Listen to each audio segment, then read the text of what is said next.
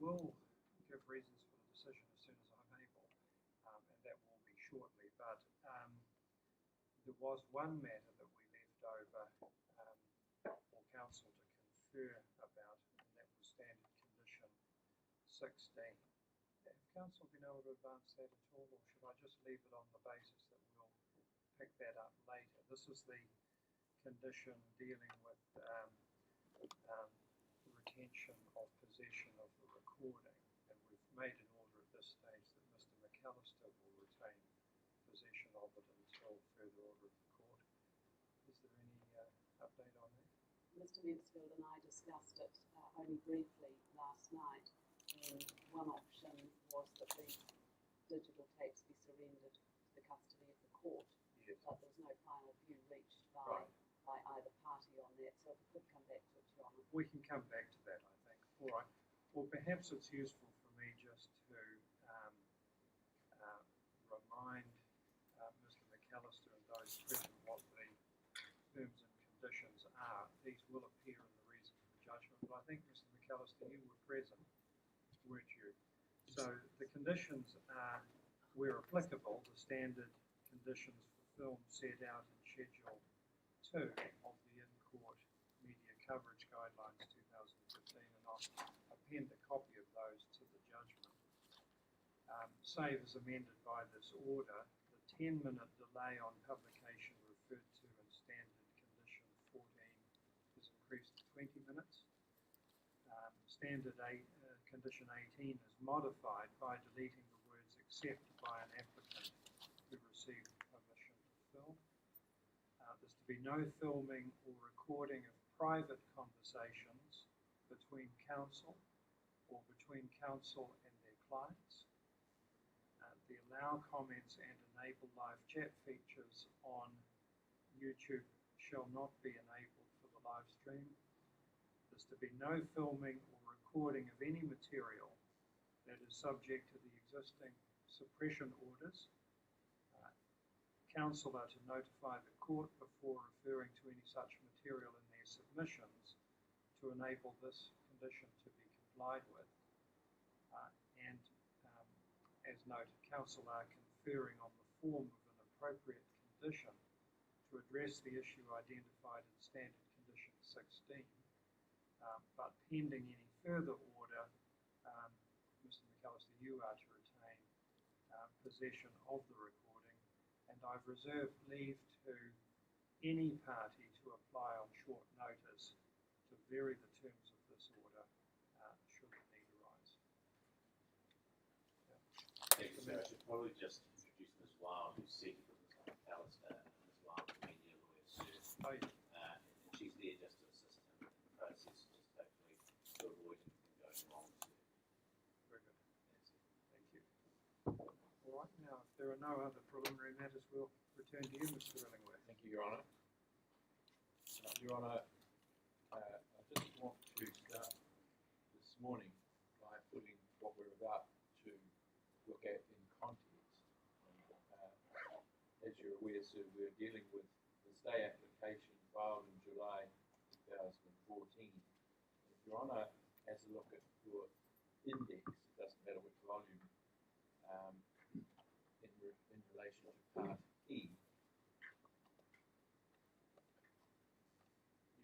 And if you then turn to E4, why the plaintiffs need to use released funds to instruct overseas exports. You'll see that just before that, sir, we were up to the point where the July stay application was filed. That is on 14th of July 2015. Now, what we this is a point about the structure of our submissions. What we have done is at that point we've gone into the July stay and we've interrupted the narrative in terms of what actually happened. And I just wanted to make it clear, sir, that the memoranda that were filed with the High Court, Justice Courtney, and the Court of Appeal were not the end of the story. I think Your Honour is already aware at this point. Because eventually we do get a detailed response from the United States. I'm not going to refer to it in detail, but I just want to make sure that Your Honour's got the other end of the narrative, Yes. and that other end of the narrative is found in our key documents bundle at tab 10, which is the letter of dated 3 September 2015, which we received on the 4th of September. I think that was a Friday just before or a couple of days before the Court of Appeal hearing. So we'll go into that shortly. I just wanted to make sure Your Honour appreciated that we're interrupting that narrative to look at why the plaintiffs needed to use and still need to use the released funds to instruct overseas experts. So we come down to page 51 of our submissions, ascertaining whether the alleged offences are extradition offences. Now, some of this has already been covered, and I'm not going to repeat in detail the points that have already been covered, and some points are yet to be covered in proper detail in our Part G. So, Your Honour will see that the references here are primarily to give you the flavour of why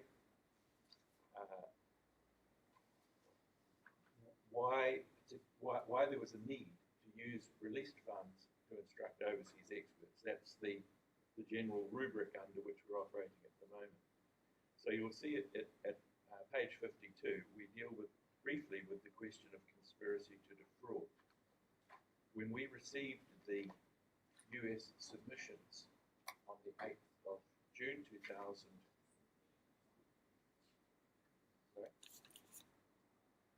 when we received the US submissions on the 8th of June 2015, it immediately became obvious that one of the key points, the key planks in the US argument was that the some of the charges in the US indictment translated to the treaty category of conspiracy to defraud under Article 216. And this is an issue that arises under Section 24(2)(c) of the Extradition Act.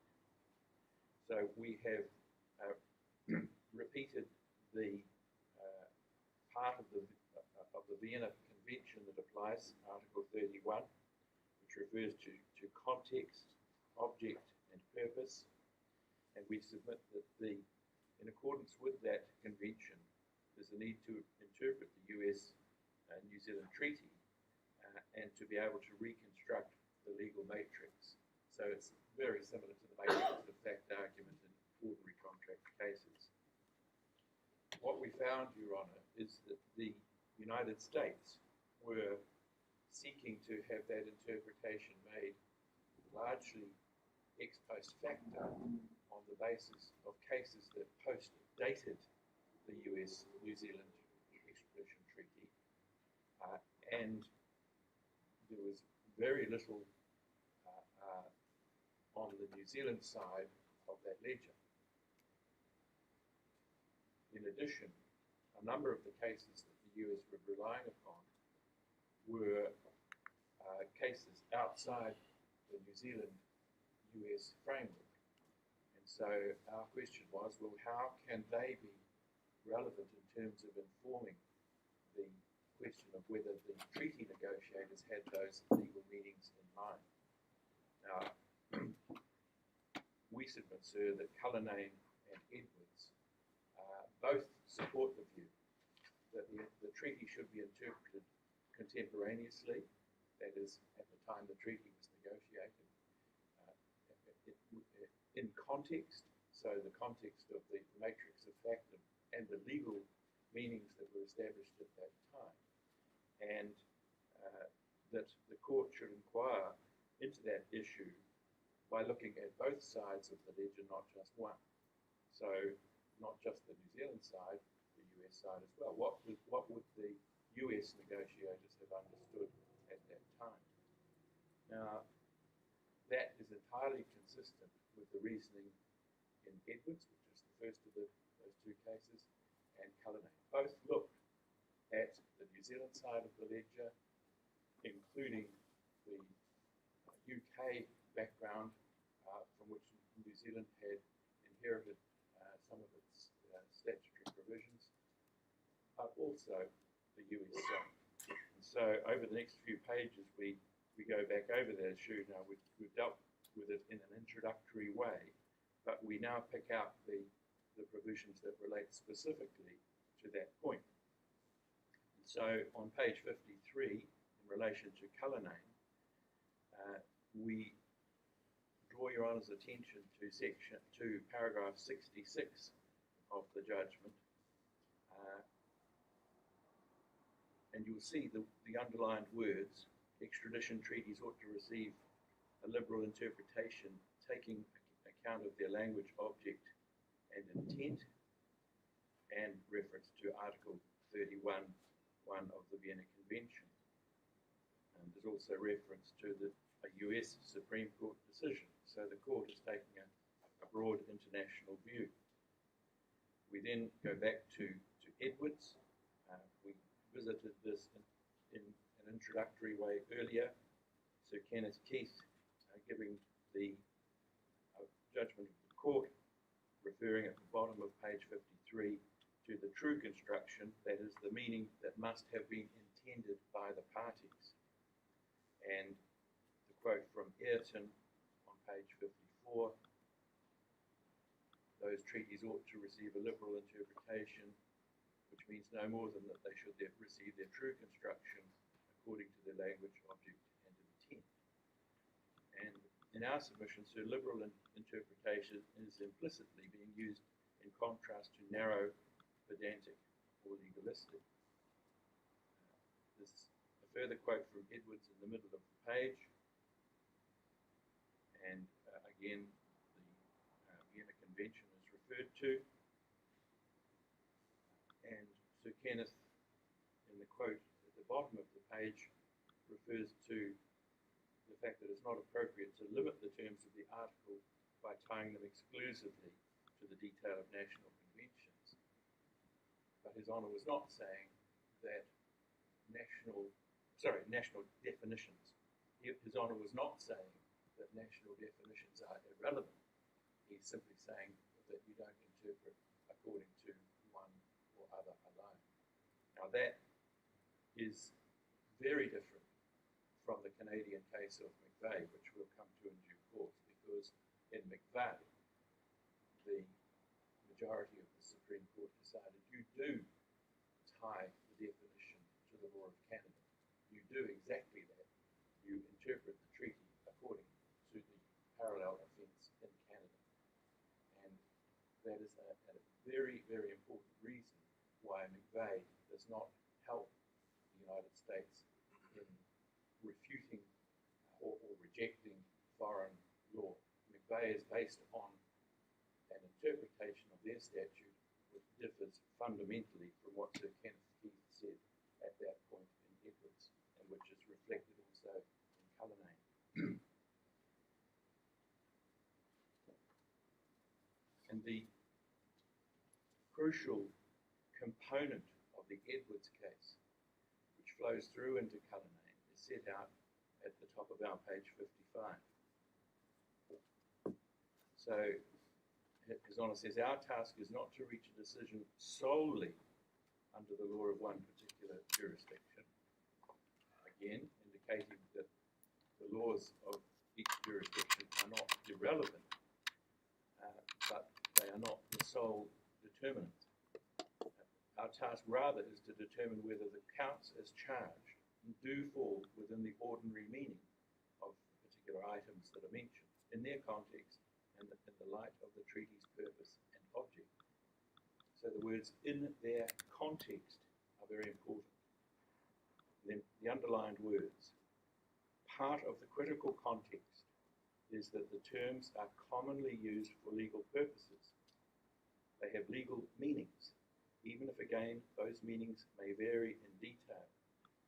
And this is perhaps the most important part of that passage. And the members of the delegations of the two countries who in 1970 prepared the list of property offences included in items 12 to 20 of Article 2 would have been fully aware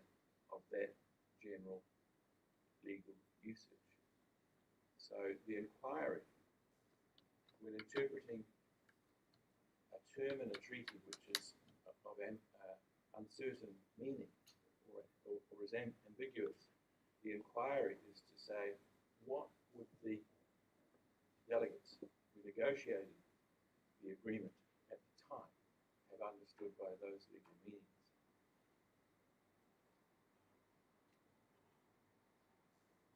And then clarifying even further, the Edwards Court goes on to say, in our view, the generally understood meanings, in that case of larceny and embezzlement, where both are used together in a list of serious property offences as they are in this treaty, provide a clear conclusion in relation to the conduct, which is the subject of count 1. So Your Honour will see that the court is moving from the meanings in the treaty to the conduct, which is the subject of count 1. So the key issue is the conduct that constitutes the offence, as we see so clearly set out in our statute. In order to determine that conduct, we return to the indictment and the supporting documents filed in accordance with the treaty and the Act. And then the court goes on to consider that point, and then the underlined words at the end of that paragraph. On that basis, the count comes even within the narrower understanding of larceny reflected in the cases under the United States Code. So far from treating US law as irrelevant, the court uses that material to help with the task at hand. And so we've said at 195, far from ignoring the US case law and statutory framework, the court took those matters into account for the purpose of interpreting the words used in the treaty, which is exactly what the plaintiffs seek to do in the present case. On this limb of the case, Your Honour, the question is, does a prosecution for conspiracy to commit a breach of copyright fall within the scope of conspiracy to defraud within the correct meaning under the treaty? That's the issue that we will get to when we reach our Part G, and we will address, Your Honour, more fully on that point at that stage. For present purposes, what we are advancing is the proposition that for that interpretation exercise to be carried out correctly, we needed, quite appropriately, to be able to consult US lawyers and to be able to take advice and possibly give expert evidence on that issue. Now, in Cullinane and Edwards, the court seems to have either relied on the researches of counsel or possibly even done its own research in relation to those issues. And that's fine. But the best way of getting advice and getting proper information about the law of a foreign jurisdiction is obviously mixed. So, and that appropriate course is not, in our submission, excluded in an extradition case. Rather, it should be encouraged because the court needs a solid foundation upon which to make those important decisions. Your Honour may be aware that there is a provision in the Evidence Act which enables foreign law to be approved by alternative means, Section 144. But that is usually to do with producing a textbook or producing a foreign statute or things of that kind. And it doesn't take the place, and it's not as good as being able to get advice and possibly evidence from the expert. So there's the interpretation point. And if we look at the Cullinane methodology, which I touched on when we went to the case at the beginning, you'll see that set out on our page 56. Now, I'm not going to go over that again. The underlined words make it clear that the Cullinane why not? Perfectly legitimate exercise when the court has said that the crucial issue in terms of extradition offences is the interpretation of the treaty in context according to the purpose and objects of the treaty. And while we hadn't picked this up in our opening submissions, we have mentioned it in the reply. There is case law in relation to the Vienna Convention which says that contemporaneity is an appropriate approach. One looks at the contemporaneous position, in other words, the position at the time, to interpret the statute. And I'll come back to you on the references to that in our reply submissions. So part of the context is looking at the context as it was at the relevant time. Now, we have a direct parallel with that in our ordinary contract law. There's a case called Ainsley and Prospectus Nominees Limited, Court of Appeal case Justice Kolk, where the court said you have to look at the mutual intention of the parties when interpreting this contract. You can't simply look at what one person knew in relation to information that wasn't available to the other party. You've got to look at what was mutually known. And that case has been approved, cited with approval in Vector Gas. So it's hard to, that's part of the context, part of the matrix of fact assessment of a contract. And it's very difficult to understand why a different approach would be taken in relation to a treaty, which after all is a contract between two sovereign states. That's the modern approach to interpretation. Now, in the Cullinane quote at the bottom of page 56, I will focus on that a little more so because it talks about the essential elements of the charges. So the court said, we consider that even giving a liberal interpretation to clause 20, the involvement of the company must be an essential element of the charge and relate in some way to the relationship between the company and its shareholders or creditors.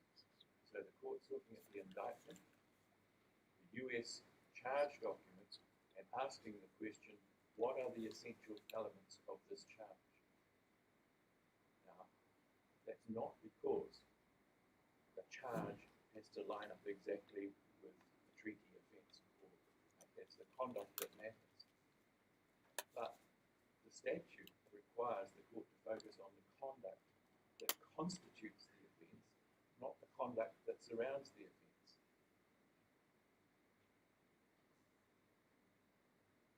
And so the court is naturally trying to work out as a first step, what are the elements, what are the essential elements of the charge in order to then focus on the conduct issue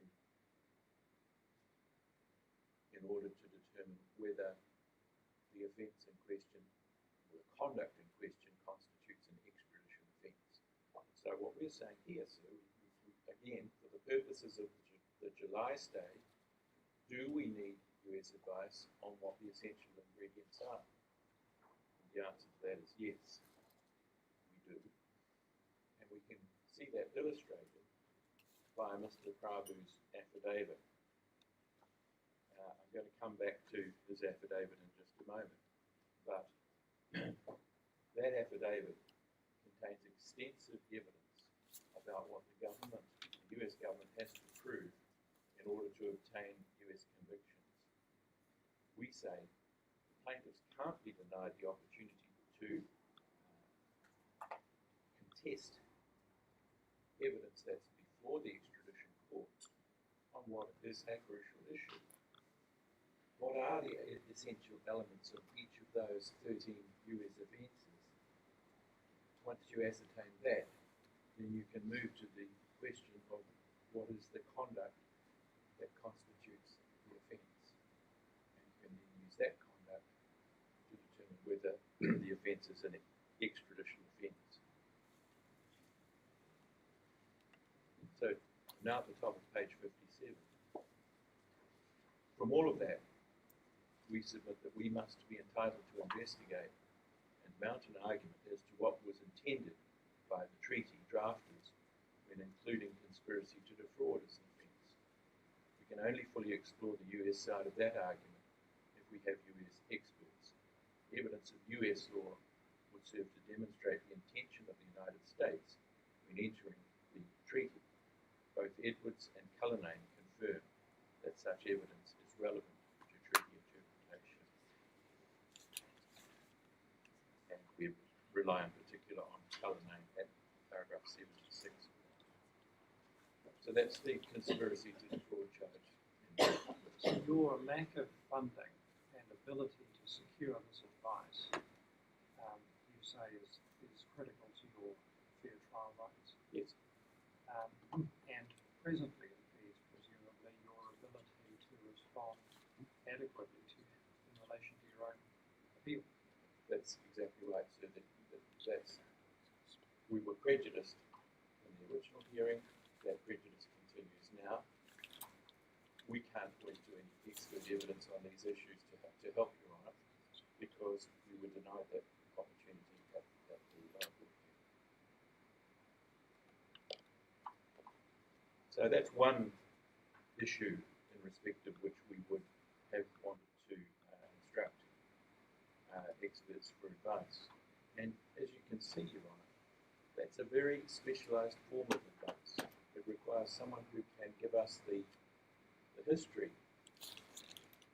on the American side of the ledger in relation to esoteric issues of US criminal law and copyright law. Now, when we get to that issue in Part G, you will see that there are cases in the US, a case called Dowling, which is a Supreme Court case, and another lower jurisdiction case called La Matia, and others, where the Supreme Court, where the US courts have basically followed a line which goes something like this. Congress has dealt with copyright as a specialised field.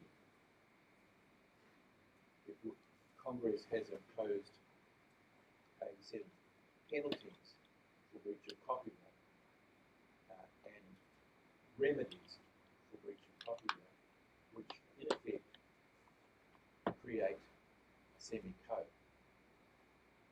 It would undermine the scheme of the copyright laws in the United States to outflank those rules, those specific rules that Congress has created, if you could simply use broad brush categories of criminal offending in a way that outflanked or undermined the provisions that the US Congress had enacted. That's probably, from an American lawyer's point of view, a pretty hand-twisted way of describing the situation, but I think Your Honour will understand what I'm talking about. Now, that is not any attempt to give Your Honour an accurate view of what the American law is on the subject. And you'll see in US submissions and in our reply submissions, there are vast areas for debate about US copyright law, how much of the ordinary criminal law can be brought to bear in that subject. It's a hugely contentious issue. That's why we need help.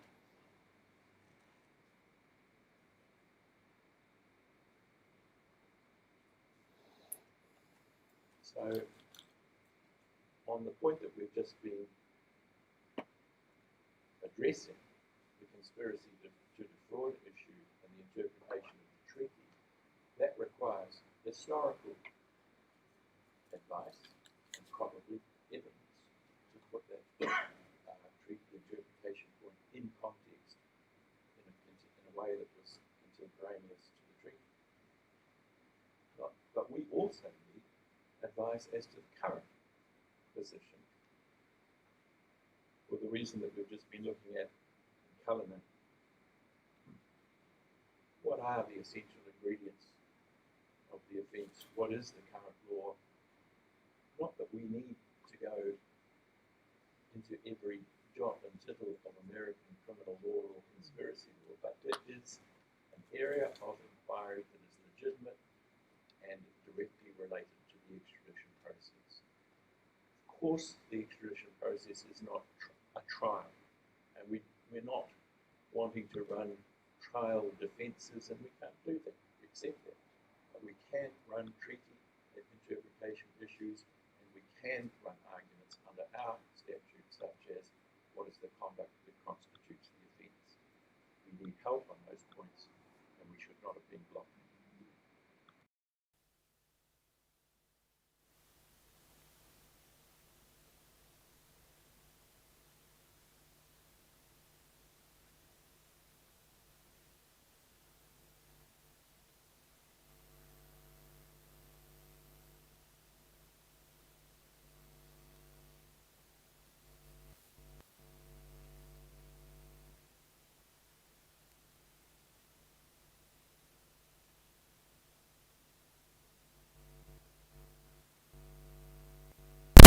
The relevant parts of it on page 57, you'll see that the underlined words, we have deemed offences, they're offences which are deemed to be described in the treaty. Now, Your Honour might like to just pause to reflect on why would Parliament have done it that way? Why would Parliament have deemed certain offences to be included in the treaty rather than just saying these provisions are extradition offences? And it's very interesting because by deeming those provisions to be included in the treaty, all of the Section 11 presumptions, if you like, or construction principles then apply to the treaty. And the no override provisions also apply. So there is a different effect which is accomplished by deeming those offences to be included in the treaty as distinct from making them directly applicable under the statute.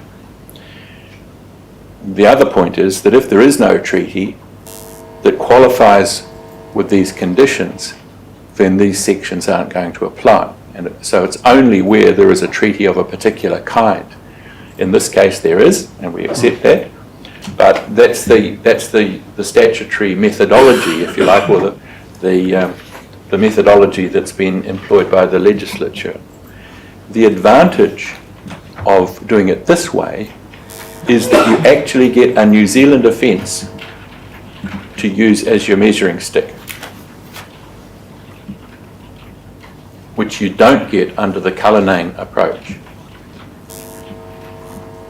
but which you would get under the McVeigh Canadian approach, where they interpret the treaty according to the law of Canada and say that that means you look at the Canadian offence, which then becomes the measuring stick.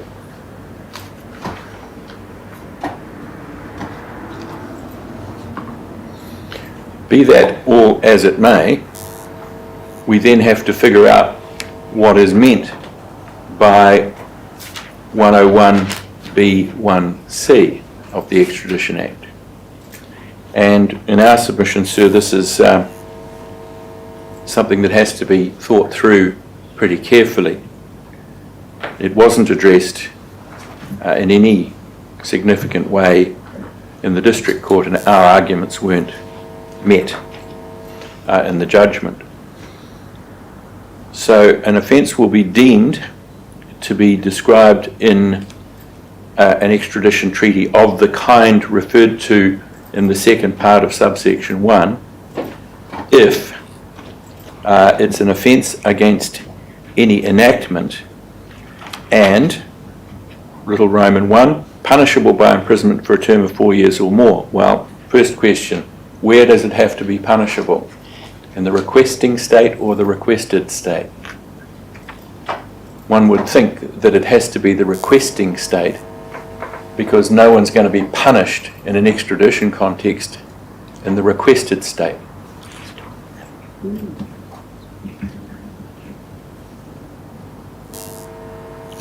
But that may yield to the other provisions. On the face of it, punishable by imprisonment for a term of 4 years. But that, again, has to be measured against two things. First of all, it has to be an offence against any enactment. And as we covered in earlier submissions, enactment is a defined term under the Interpretation Act. And enactment points to a New Zealand statute.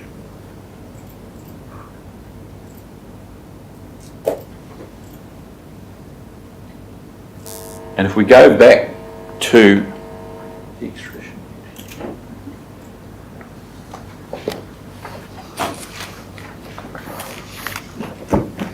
if we go back to section 4 and read it without reference to the treaty, in other words, we simply ignore for the moment the words subject to an extradition treaty, which were crucial in Cullinane. Look at the ordinary vanilla interpretation. We do have double criminality, because in relation to an extradition, an offence punishable under the law of the extradition country, for which the maximum penalty is imprisonment for less than 12 months. I'm sorry, sir, if I can just have a moment.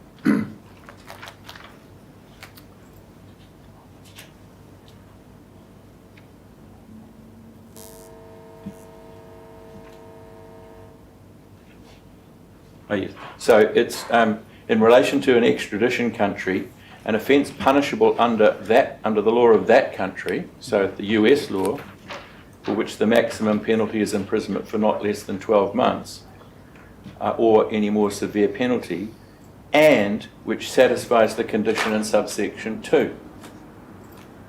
Subsection 2, the condition is that if the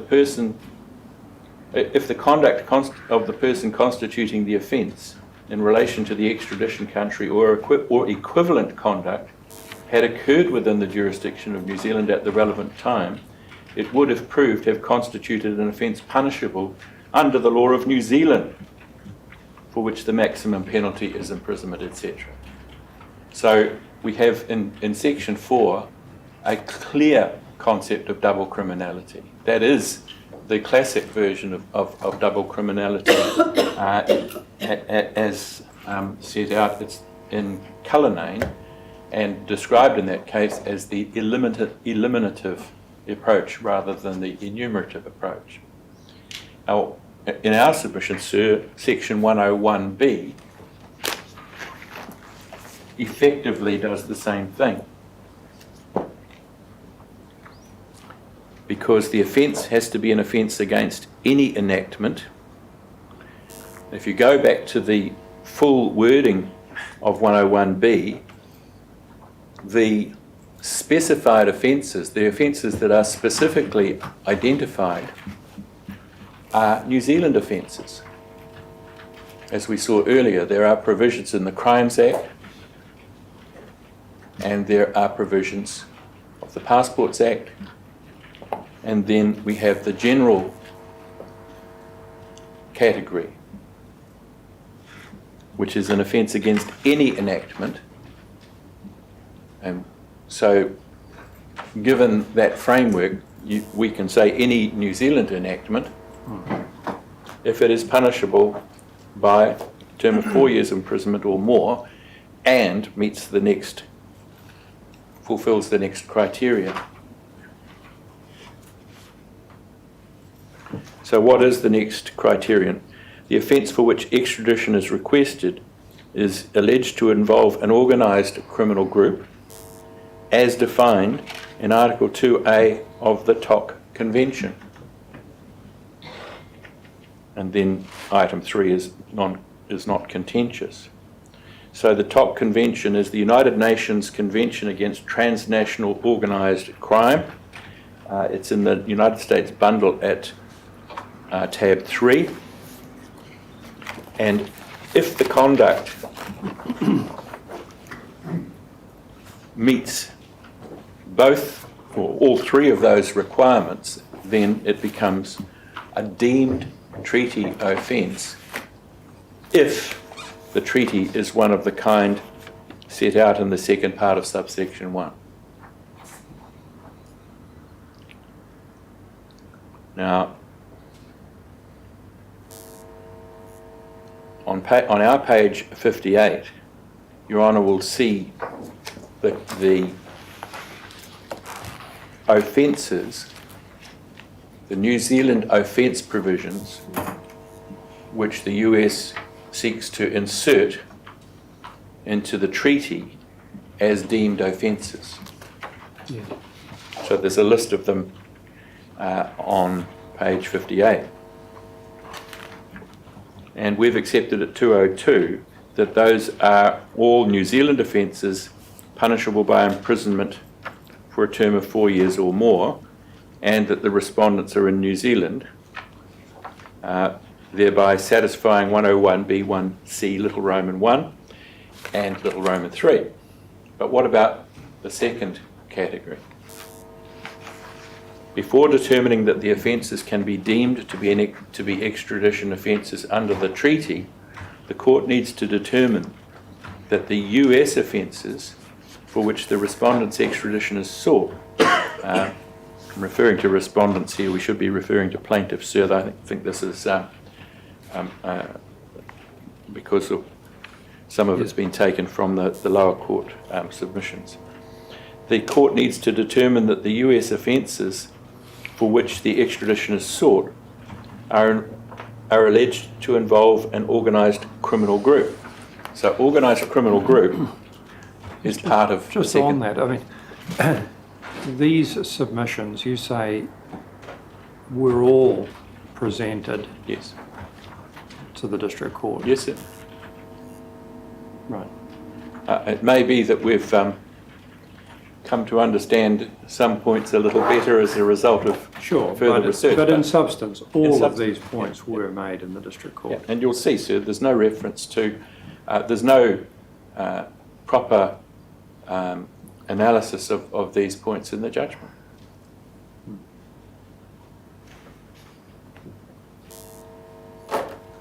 So, but of course we're not up to I know. the I know, substance but of the I was judgment. just picking up the point that Yes. you made earlier. I just wanted to clarify and make sure I had that correct. No, there's very little that's been added in terms of the essential arguments. And we can go back, if there's any dispute over this, Well, we can go yes, back and identify our original submissions. Yes. So, key point here, and I'm now at our 203, the court needs to determine the US offences, to determine whether the offences involve an organised criminal group as defined in the UN Convention. So the convention is incorporated by reference, which means we go to the convention and we look at the relevant definitions. And the relevant definition in relation to organised criminal group is a structured group of 3 or more persons existing for a period of time, acting in concert with the aim of committing 1 or more serious crimes or offences established in accordance with this convention, in order to obtain directly or indirectly a financial or other material benefit. Now, if we just focus on serious crimes or offences established in accordance with this convention, what does that mean? Well, that's or, though, isn't it? I'm sorry, sir? It's that or conduct constituting an offence punishable under US. Yes. Serious crimes or offences established in accordance with this convention. I agree that there are 2 limbs to it. Yeah.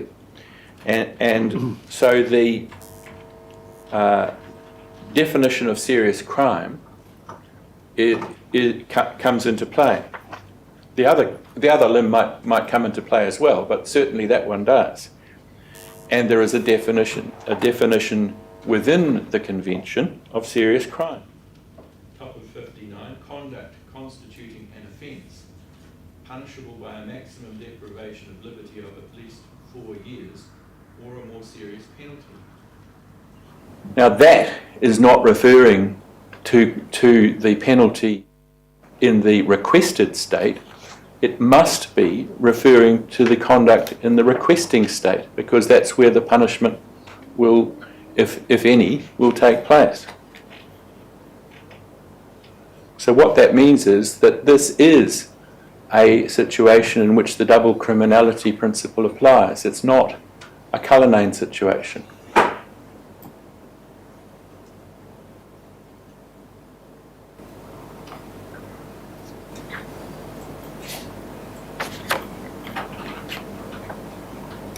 And that interpretation, we've set out the components on page 59.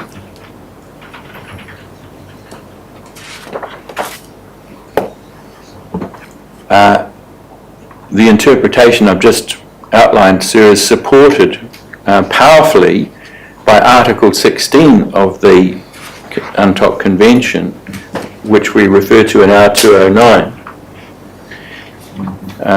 Article 16 provides that offences can be deemed extradition offences provided that the offence for which extradition is sought is punishable under the domestic law of both the requesting state party and the requested state party.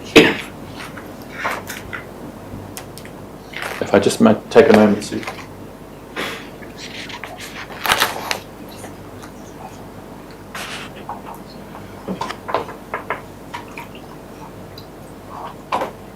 Now we'll take you to this when we get to Part G, sir, but in the judgment, His Honour in the District Court said that on the authority of the Canadian case of McVeigh, it was never appropriate to look at foreign law. Now, McVeigh doesn't apply in New Zealand, and McVeigh certainly doesn't deal with this kind of situation. And McVeigh has expressly decided on the interpretation approach that I outlined earlier, which is that the treaty gets interpreted according to the law of Canada only, and it's not for the judge to worry about the US law.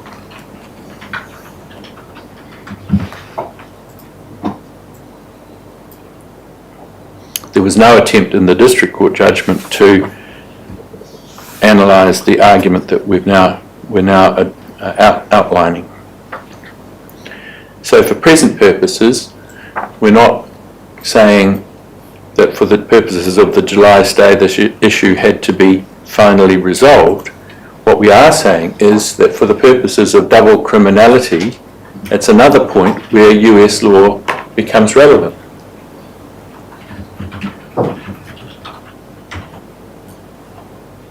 Because we have to determine whether the US offence is within the UNTOC Convention and so on.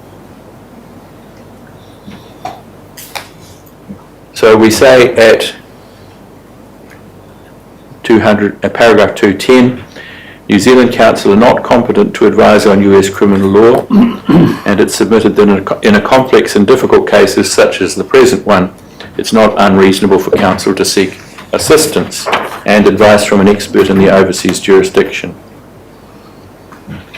We then come on to the question of reviewing and responding to the United States evidence. You mentioned before that in the United States, the criminal provisions dealing with copyright infringement are in the nature of a code. Yes, sir. I know you put this in general sort of terms, yeah. but what's at what time was this legislation brought into force? Presumably post-treaty. It's a difficult question to answer on the hoof, sir. The problem with the whole interpretation exercise is that a lot of the case material that's been relied upon is post-1970. And so, for example, my friends for the United States rely heavily on a case called Scotland, the Metropolitan Police Commissioner, which is a 1976 House of Lords case, which brought the whole question of conspiracy to defraud in a copyright situation into prominence, and that was reflected in later New Zealand cases, one in particular called Busby, which is a 1984 case. Getting back to the pre-1970 situation is more difficult. Now, my friends say, well, there were some cases back in, I think it was 1905 or 1910, where music for player pianos had been pirated, and there was a lot of publicity about it at the time in England, back before the First World War, and that was still something that should have been, that the New Zealand negotiators should have been aware of, because it was referred to in a paragraph in Adams on Criminal Law in 1964, and there's this whole complicated argument about whether the New Zealand negotiators would have known about that English case law in circumstances where in 1984 there's no mention of it. In the 1971 version of Adams on Criminal Law, it's disappeared from sight. And so there's this whole historical argument about whether that concept of conspiracy to defraud would have been intended as a category that could subsume breach of copyright on the New Zealand side. So using the New Zealand side in the broadest sense to include what we've inherited from the UK. Going to the American side of the ledger, we haven't been able to find ourselves any pre-1970 cases that would indicate that on the American side a conspiracy to defraud charge could be used to enforce copyright principles. But there are cases later, and we'll come to it in Part G. As I've said, a US Supreme Court case of Dowling. There's an important US Supreme Court called Sony Betamix, which deals with dual use technology. There is the La Marcia case, and there's this whole issue in the United States about whether broad brush criminal provisions can be used to enforce copyright. Now, what we say, for the purposes of the issue that Your Honour's considering now, is we needed to get advice. Just to interpret the treaty, matrix of advice. What were the legal meanings? What were the usages that were known on the American side of the ledger at the time, so that the court can carry out the Vienna Convention interpretational process in relation to the treaty on a proper ground. Now, that's... Have you looked at the legislative history, presumably you have, of Section 101B? I don't have that at my fingertips, sir, but we can come back to you on that. Yes, well,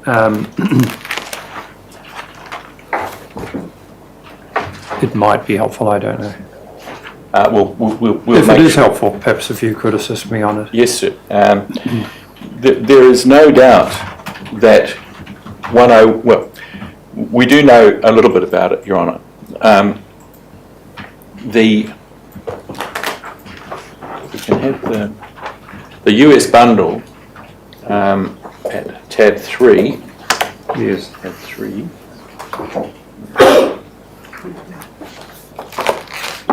That's the convention. It's got the whole convention.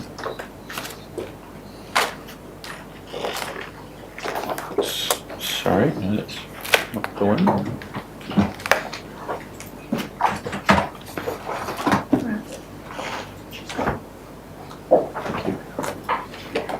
So it's the United States Bundle of Authorities at tab 3, and Your Honour will see that the full convention is set out, and it contains a foreword by the then Secretary General, which gives some explanation, and the introductory words referring to the bundle page numbers at 110 onwards gives some description of the provenance of that convention. But it's clear, Your Honour, that the purpose of that convention, or the target, was transnational organised crime. And so what we have is a movement which culminates in November 2000 of states coming together, states who have a concern about transnational organised crime, coming together and entering into a convention on the point. And there is no doubt whatsoever that 101B is enacted in furtherance of that convention. So to that extent, the legislative history is pretty clear cut. But if Your Honour, but what we will do, sir, is to try to find the Hansard references in relation to that. Well, it's only if it assists. Well, it probably won't assist beyond the fact that there was a convention which New Zealand was a party to, and these provisions were enacted as a result of that. That's the simple story. It postdates Cullinan, though, doesn't it? Yes, it does. The convention was executed by the state parties on the 15th of November 2000, and Cullinan, from memory, was decided in 2002. Yes, that's right. So the convention has been executed, but 101B has not been brought into New Zealand law by the time Cullinan's decided, and it certainly wasn't relevant for Cullinan purposes. No. Right. So we'll come back to you. All right. So I think that probably answers it. Don't trouble about it unless it assists. Right. Well, it shouldn't be too difficult to dig out the Hallsbury, the Hansard references, sir, and I'm sure it will confirm that sequence of events.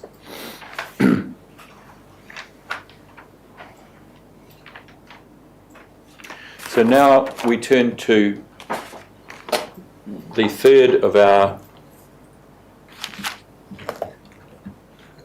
answers to the question, why do we need overseas advice? And the third answer is, we need it for the purpose of reviewing and responding to the US evidence.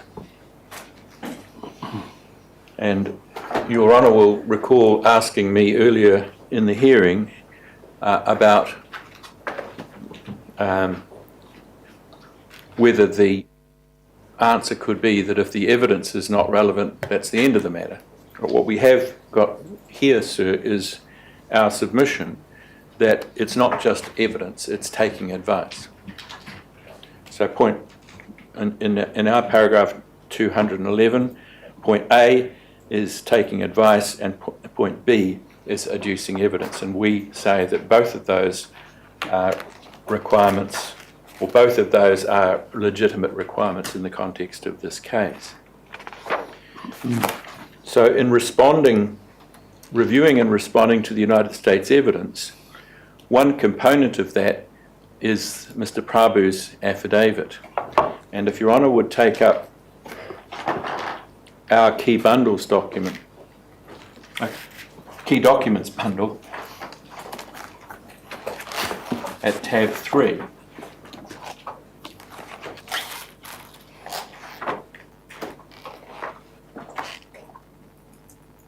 you'll see that this is an affidavit in support of a request for extradition. In this case, it's Mr. Ortmann, but there are equivalent affidavits for the other respondents. So what does Mr. Prabhu say? Paragraph 2. I graduated from Harvard Law School in June 1996. In December 96, I was sworn in as a member of the State Bar of Maryland, and in May 1998, I was sworn in as a member of the Bar of the District of Columbia. From July 2002 to November 2007, I was employed by the US Department of Justice Criminal Division Computer Crime and Intellectual Property Section as a trial attorney and later as senior counsel. Since October 2007, I have been employed by the US Attorney's Office for the Eastern District of Virginia as an assistant United States attorney, and I'm currently also the chief of the cybercrime unit. My primary duty is to prosecute persons charged with criminal violations of the laws of the United States of America. Based on my training and experience, I am an expert in the criminal laws and procedures of the United States. Now, there's nothing wrong or exceptional with that. He's simply qualifying himself as an expert in the normal way.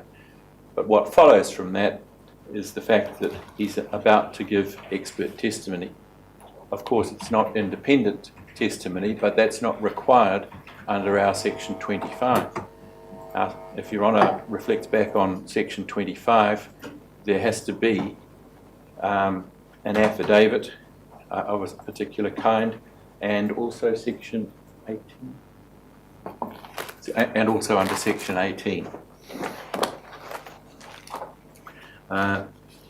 So Mr. Prabhu says that he's become familiar with the charges and the evidence in the case, and he says, as an assistant United States attorney, I have control over the decision to prosecute this case.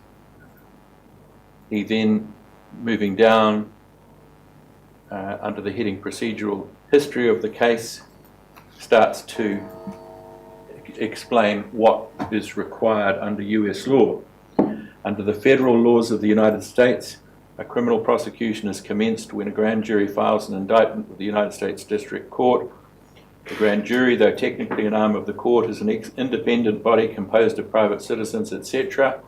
Purpose of the grand jury is, etc. And then paragraph 5. After the grand jury files the indictment with the US District Court, the clerk of the court normally issues a warrant, etc. And then it goes on for several paragraphs in relation to the grand jury. Mr. Prabhu talks about at the top of B0225, upon showing of probable cause, a US District Court judge or magistrate judge may issue a restraining order. Then various other points. Paragraph 11, in the middle of the paragraph, again, it's the practice of the United States District Court to do certain things. And then more significantly on B227, at paragraph 13, the United States requests the extradition of Mr. Ortmann on each of these offences. Each offence is punishable under a statute that 1. Was the duly enacted law of the United States of America at the time the offence was committed. 2. Was the duly enacted law of the United States of America at the time the indictment and superseding indictment were returned. And 3. Is currently in effect. Second line from the bottom of that paragraph, I have attached a copy of the relevant statutes, which include the penalty provision. The criminal indictment, a subsequent superseding indictment, and 2 separate sets of arrest warrants returned in the Eastern District of Virginia were validly procured, and assert that the defendant's conduct is plainly within the criminal jurisdiction of the US District Court. There's reference on the next page to the mega conspiracy, and it's alleged that it chose to store infringing copies of copyrighted works in the Eastern District of Virginia, refers to infringing works belonging to copyright holders, And then under the heading of description of the charged offences, there are pages of what it is said that the government has to establish. So there's a description of the criminal conspiracy law, what a conspiracy, what's required for conspiracy under US law, what is not required, so fourth line from the bottom of 228, to prove the existence of a copyright or an illegal agreement, the government is not required to produce, etc. To prove that a conspiracy existed, moreover, the government is not required to show, and it goes on for page after page to describe what the government is and is not required to prove. It gets quite technical. There are references to the United States Code and particular titles. An example is at the top of 231. Title 18, United States Code, Section 1343. There are many such references. There's reference in paragraph 21 to overt acts. For the purpose of the conspiracy statute, the term overt act means some type of outward objective action performed by one of the members of the conspiracy. Government is not required to prove, etc. Fifth line down, a lawful act may be an element of a conspiracy if it was done for the purpose of carrying out the conspiracy. Government is only required to prove one of any number of overt acts. The superseding indictment alleges 123 overt acts. And then it goes on to make similar observations concerning money laundering charges and other charges. Then there is a section at 238 on the statute of limitations. Above that, at paragraph 33, there's comment on the Digital Millennium Copyright Act, the DMCA, Title 17 of the United States Code, Section 512C. Internet providers can gain a safe harbour from civil copyright infringement suits in the United States if they meet certain criteria. The safe harbour only applies to civil copyright infringement suits. Safe harbour is not available if, etc. Now,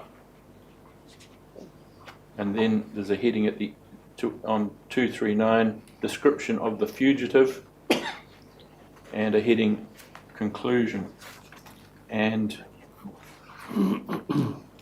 although the exhibits aren't included in this version, sir, they are in the original. Mr. Prabhu exhibits several excerpts from the United States Code.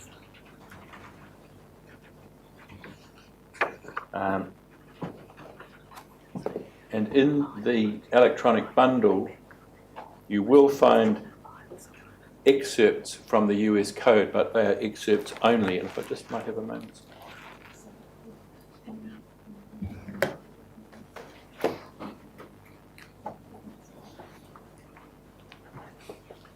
So if Your Honour wants to look into that further, Your Honour, you'll see items 227 onwards in the electronic bundle, starting at B0242,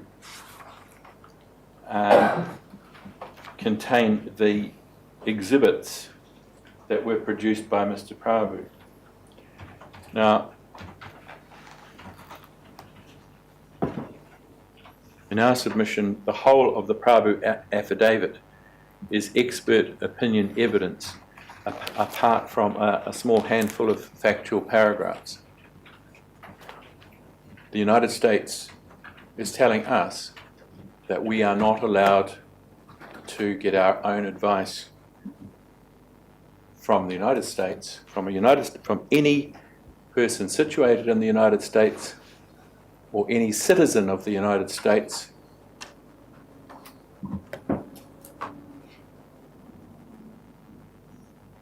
to respond to the expert opinion in that affidavit.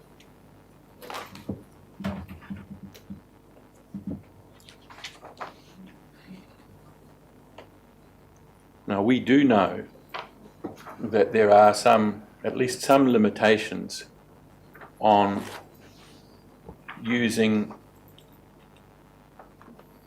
broad brush criminal provisions to enforce copyright under the US criminal law. But the extent to which that argument can be put forward cannot be ascertained by New Zealand lawyers without assistance. And hopefully it's obvious from that affidavit, sir, that there are significant issues which have been put before the court by Mr. Prabhu in that affidavit, which we should be entitled to take advice about and, if necessary, give evidence about. So I said earlier, sir, that the affidavit appears to be relevant for Section 25 purposes, but it's also relevant for Section 18 purposes, and we've set that out in our paragraph 214 on page 61. So 18.4c requires a written deposition setting out a description of and the penalty applicable in respect of the offence and the conduct constituting the offence. Now, if we're not allowed to answer that, then there's something terribly wrong with our system, and the requirement for the court to fulfil the principles of natural justice becomes illusory.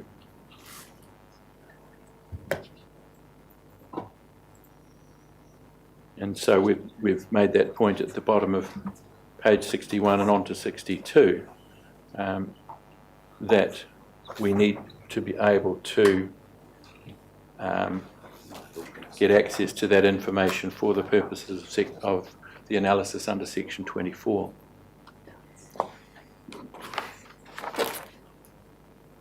Now, I won't go through our paragraph 216, except just to go back at E to Section 5, which is, just to remind Your Honour, it provides that a reference in this Act to conduct constituting an offence is a reference to the acts or omissions or both by virtue of which the offence has or is alleged to have been committed. And that underscores the point that we're now making. That means the essential acts and conditions, essential acts and omissions, those that constitute the offence, that is the offence for which surrender is sought, and in this case, that is the relevant US offence. Yes. Now, if Your Honour is not sick of it already, you shortly will be sick of the name Cullinane. And but as Your Honour noted, at least the major part of Cullinane is binding on this court, so that's why we have to keep coming back to it. And so we do so again at our 217, and we say that yes, the Court of Appeal applied what is known as the conduct test, but the essential inquiry was whether the conduct alleged by the United States fell within the scope of the extradition offences listed in the New Zealand Treaty, in the New Zealand-US Treaty, and it's critical, therefore, to identify the essential conduct, and that involves going into Mr. Prabhu's affidavit and determining whether he's right or wrong in what he says. How can we do that without advice? And there's an equality of arms point in any event, which is that when the US has had the benefit of expert advice from their jurisdiction, why can't we have that advice? And the refusal to allow us to do so inevitably involves an inequality of arms. Now, two witnesses in the district court were people who had qualifications under US law. The first of these that we will deal with was Professor Lessig. He was not our witness, he was Mr. Dotcom's witness, and he did deal with some issues in relation to the overseas law. He's certainly a Harvard professor, and within his field has a high level of expertise. Now, it's our understanding that he was involved on a pro bono basis to deal with a limited number of issues, and he certainly wasn't available to us as a witness, and he certainly didn't address all of the issues that we wanted advice upon. And in particular, and we've said at the bottom of the page, 222 and over, he doesn't review or respond to the affidavit of Mr. Prabhu. He doesn't comment on the candour with which the United States has outlined its case. He doesn't outline or explain the legal position regarding copyright in the US in 1970 or prior, so as to inform the treaty interpretation issue. And he doesn't advise as to the conduct constituting the offences in the superseding indictment, and it may well be that those issues are outside his area of expertise in any event. And so we say that Professor Lessig's affidavit doesn't serve to remedy the harm that has been caused to us by the US conduct. So was that evidence admitted without objection? Yes, sir. I think so, but Ms. Gordon and Mr. Mansfield will be able to be better informed on that issue than me. The witness was called by Mr. Mansfield. When I say called, it was in the form of an affidavit. He wasn't present in the country, he wasn't cross-examined, but there may have been an availability of an audio-visual link if necessary. So perhaps Mr. Mansfield can answer that question. Right, well, we can perhaps come to it, but I was just wondering, on the relevance issue, did it come in by consent, or was there a contest about the relevance of that evidence? I don't recall, sir, and I'll leave it to my friends to deal with that issue. You probably just check that over the Yes. break. And I can tell you now, if you don't mind, sir, Right. it was opposed. It was opposed? Yes, it was, but the judge... The judge received it Yes, he received it, and he was going to make a determination as part of his rulings. So, as part of the judgment? yes. And was it dealt with in the judgment? Well, not well, no, sir. We'll get to that when we get to that point, sir. But So is it unclear whether the judge ruled on the admissibility of that evidence? he concluded it wasn't helpful. It was just another opinion being expressed. Okay. So do you take from that the judge accepted the evidence but was not persuaded that it displaced the prima facie evidence that was offered by the United States to determine the issue of eligibility? He concluded, sir, it wasn't relevant as far as determining whether the United States had acted with candour, which was one of the bases upon which it was admitted, whether they had been as candid as they were required to be in the certification process. Yeah. And he just said it was simply a competing opinion, and for that reason didn't impact or didn't meet the high threshold of challenging candour. But the evidence was relied on also, was it for the purposes of the stay application or not? It wasn't relied on by us as part of the stay application, so we were complaining that we didn't have resources to be able to brief not only legal experts but industry experts, and the professor had provided his services on a very limited pro bono basis. Yes, but exposing other areas of potential relevance, Yes, or sir. not? So there couldn't be a suggestion by the United States, look, this is all irrelevant, that they're just making complaints with no basis. Right. So the best we could do was present it on that basis, sir. Okay, all right. I'm happy to stop there if that's convenient. All right, well, we'll take the 15-minute adjournment now. Thank you.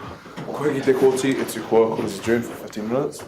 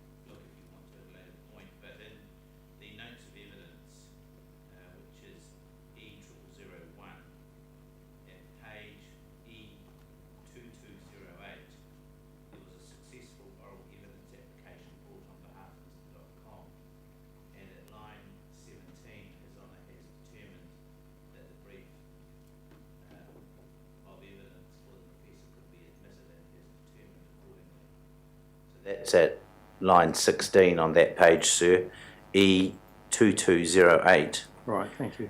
As far as the judgment is concerned, he doesn't specifically come back to that ruling, sir, but does treat the evidence as though it's before him, and the reference there for the judgment is A0001, and the relevant paragraphs that Your Honour might want reference to are paragraphs 536, 537 and 688, where he discusses the evidence and the implication of the admissibility of that evidence, sir. Right. For what purpose was it admitted? Sir, it was admitted firstly to challenge candour and the certification, Yes. and it was also admitted, sir, to show that there were matters of US law that needed to be properly investigated if the parties were properly funded, which was, of course, the complaint. Yeah. All right, thank you. Thank you, sir. And our understanding, sir, is that the judge dealt with it on the basis that Professor Lessig's evidence simply provided an alternative viewpoint, which was the trial issue and not for him to deal with. So we say His Honour missed the whole point in relation to the July stay application.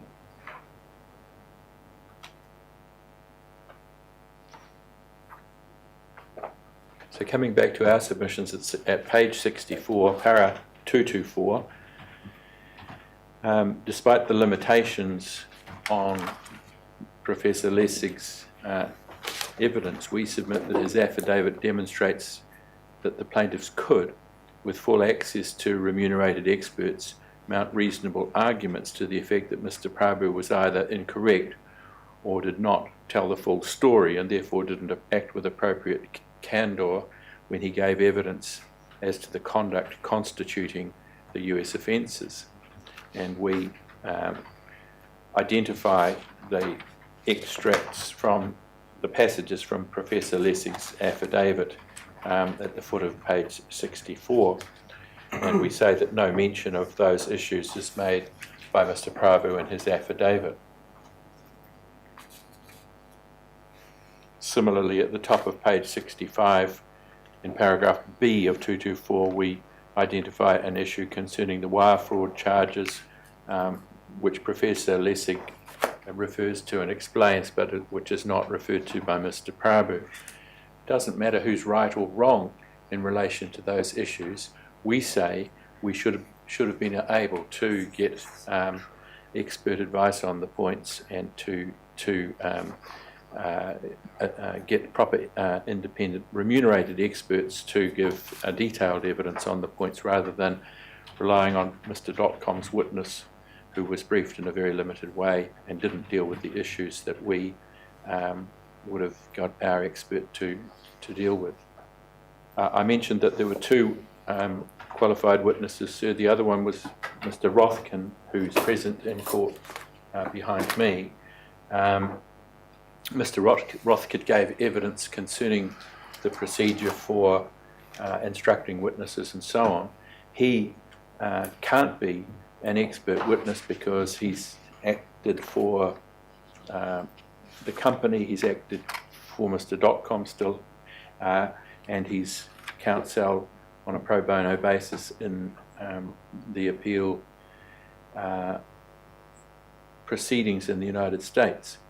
Similarly, he doesn't.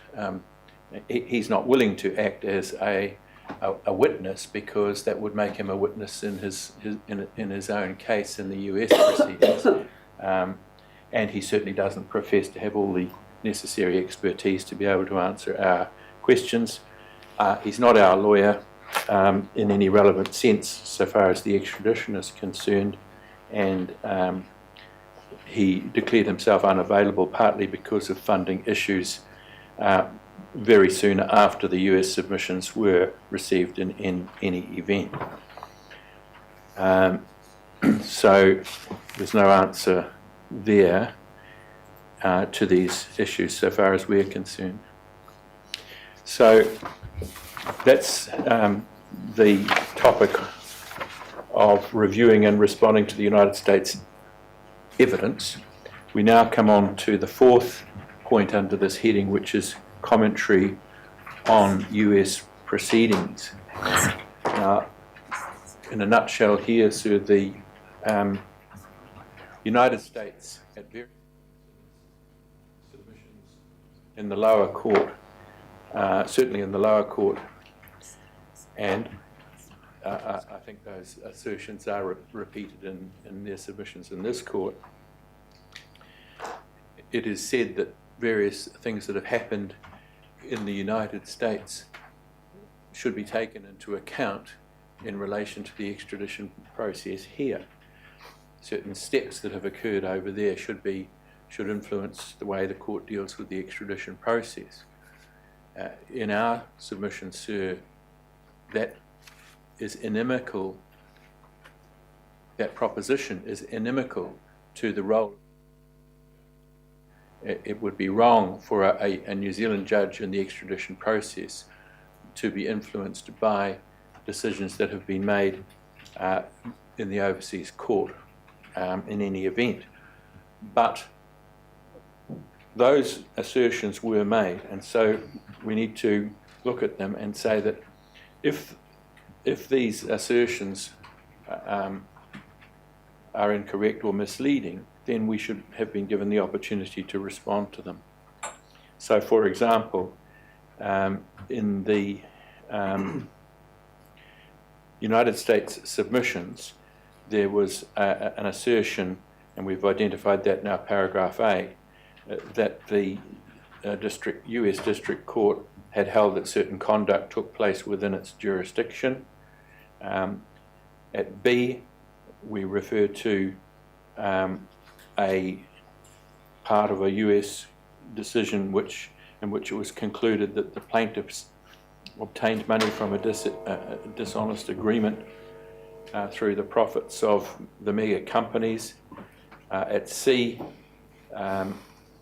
the allegation that charges were not viable in the United States had already been determined in the favour of the United States by courts in that jurisdiction. And D, the US invited the District Court to conclude that by reason of a guilty plea entered by a Mr. Nom, the court could be satisfied that valid charges had been laid. These and other matters were significant in inviting the District Court to determine certain aspects of the case on the basis of what had happened overseas. We say, however, that the US submissions were misleading, and that the US findings, in particular, that were relied upon, were made on a default basis, following the plaintiffs being deemed fugitives and being prohibited from arguing the point in question. The US was never put to proof, and all properly pleaded allegations were required to be accepted by the court as true.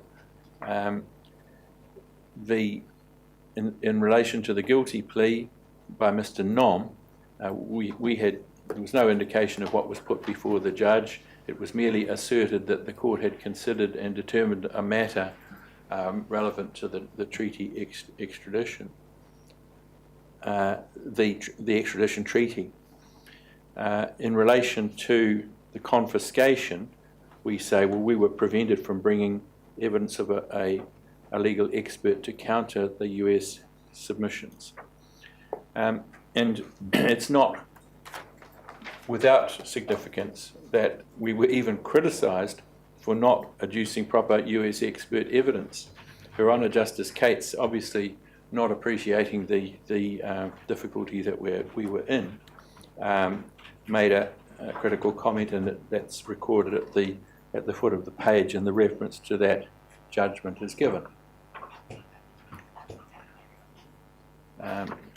In our submission, sir, we should have been able to correct the misleading submissions and to adduce evidence in relation to the US law in order to do so. And when we get to Part G, you'll see that the District Court judge actually referred to a number of points that related to the US proceedings and used those as a basis for concluding that certain findings could be made.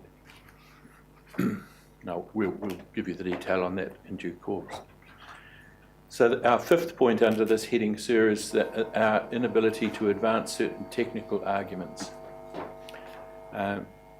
It is clear from the case law that we've seen already that the plaintiffs have the right to analyse the record of case and present evidence in rebuttal. It's then for the court to decide whether that evidence is adequate to displace a presumption of reliability which we accept is afforded to the record of case. And I took Your Honour to Ferris at the beginning of the case, and we've quoted material that you basically have already seen. But if we just focus on the underlined words, Your Honour will see that, and this is a reiteration, but there is a right to challenge the evidence, there's a right to challenge the process, and there's a right to a meaningful judicial assessment. And if Your Honour would look at page 68 at D, paragraph 50 of the Ferris judgment, this is the court holds that the extradition judge has a discretion to refuse to extradite on insufficient evidence, such as where the reliability of the evidence certified is successfully impeached. So there can be no question that the certificate prevents impeachment of the evidence. And then, But the extradition judge doesn't determine that here. I mean, the extradition court here just determines eligibility. yes, but the extradition court determines eligibility on the basis of the record of the case. Yes, well, and any other evidence. And any other evidence. But there is no substantive evidence in this case. The other evidence is all of a procedural nature. In terms of the actual merits, if you like, of the charges or the substance of the charges, everything turns on the record of case. And the record of case turns on the certificate and the affidavit referred to in section 25. So what Ferris is saying is you can challenge the certificate, and the extradition judge has the ability to consider impeachment of the reliability of the evidence contained in the record of case. Yeah. And it was then just more the words refuse to extradite that I was focusing on. Oh, I see what you mean, sir. I'm sorry. Yes, refuse to extradite on insufficient evidence. So there's no doubt that if a prima facie case, if the evidence is insufficient to establish a prima facie case, well, that's the end of the matter. Yes. And we will be saying in our Part G that, for example, the lack of evidence on the copyright issue is a fatal defect, even ignoring all the procedural stuff. Mr. Mansfield's going to deal with copyright in a very detailed way. But the point is, if they don't get home on that issue, there is no basis for an inference of conspiracy. There is no basis for a conclusion of a substantive breach of copyright. There's no basis for money laundering charges. There's no basis for wire fraud charges. The whole house of cards falls down. And that, we say, if the judge had focused on that issue as he properly should have, there was only one conclusion available, and the judge failed to deal with copyright, infringement, transposition. None of that was confronted. And we say the case fails on that basis alone, as a matter of substance, not just as a matter of process. And that's one reason why we will be saying it at the relief stage. There is only one proper conclusion to this case, and that's a discharge.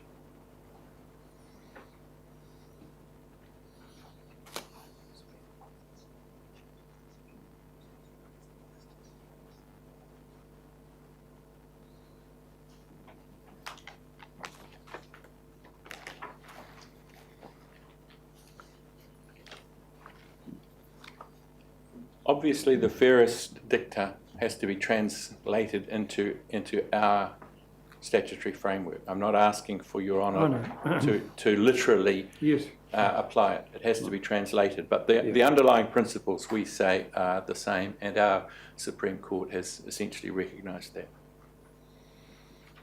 So finally, on that page, sir, at the bottom, challenging the justification for committal may involve adducing evidence or making arguments on whether the evidence could be believed by a reasonable jury. So the extradition judge may engage in a limited weighing of evidence to determine whether there's a plausible case. And then further down, it's not underlined, 3 lines down, the extradition judge looks at the whole of the evidence presented at the extradition hearing and determines whether it discloses a case on which a jury could convict. You will see later, sir, that what His Honour did was to focus on the US evidence to hold that established a prima facie case, and then turned to the arguments and evidence presented for the defence and said that didn't undermine the prima facie case that had been established. That's completely wrong in principle in our submission. This is the correct approach, which is that the judge looks at the whole of the evidence and considers all the submissions, and one way of putting that, I hope I'm not sounding too new age-ish, but the assessment is an holistic one.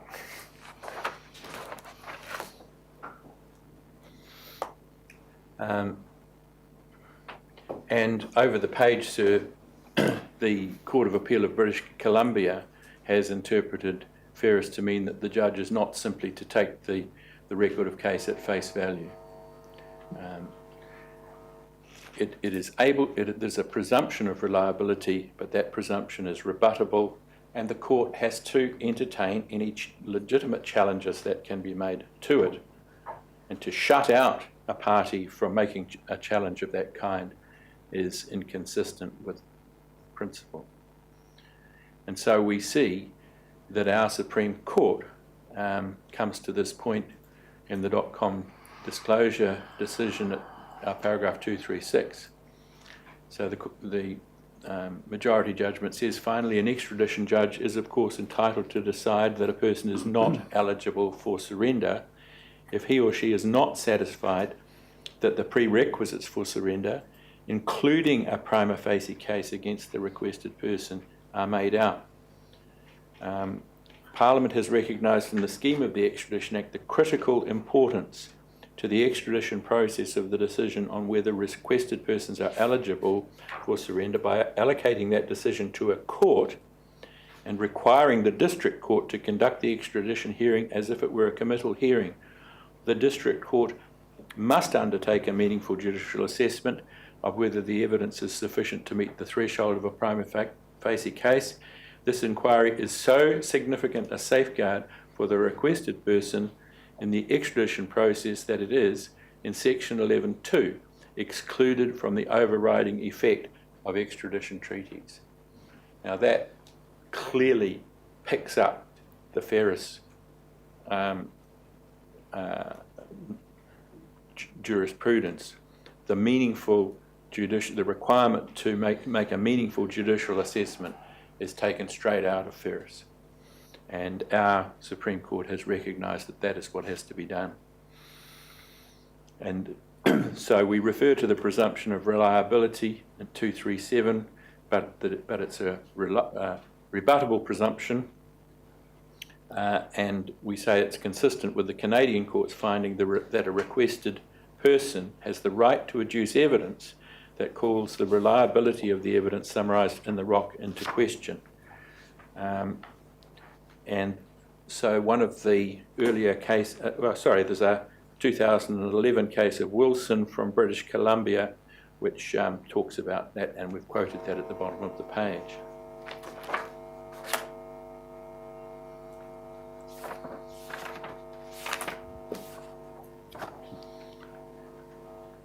Now, we then get to the issues, the actual issues in relation to technical evidence.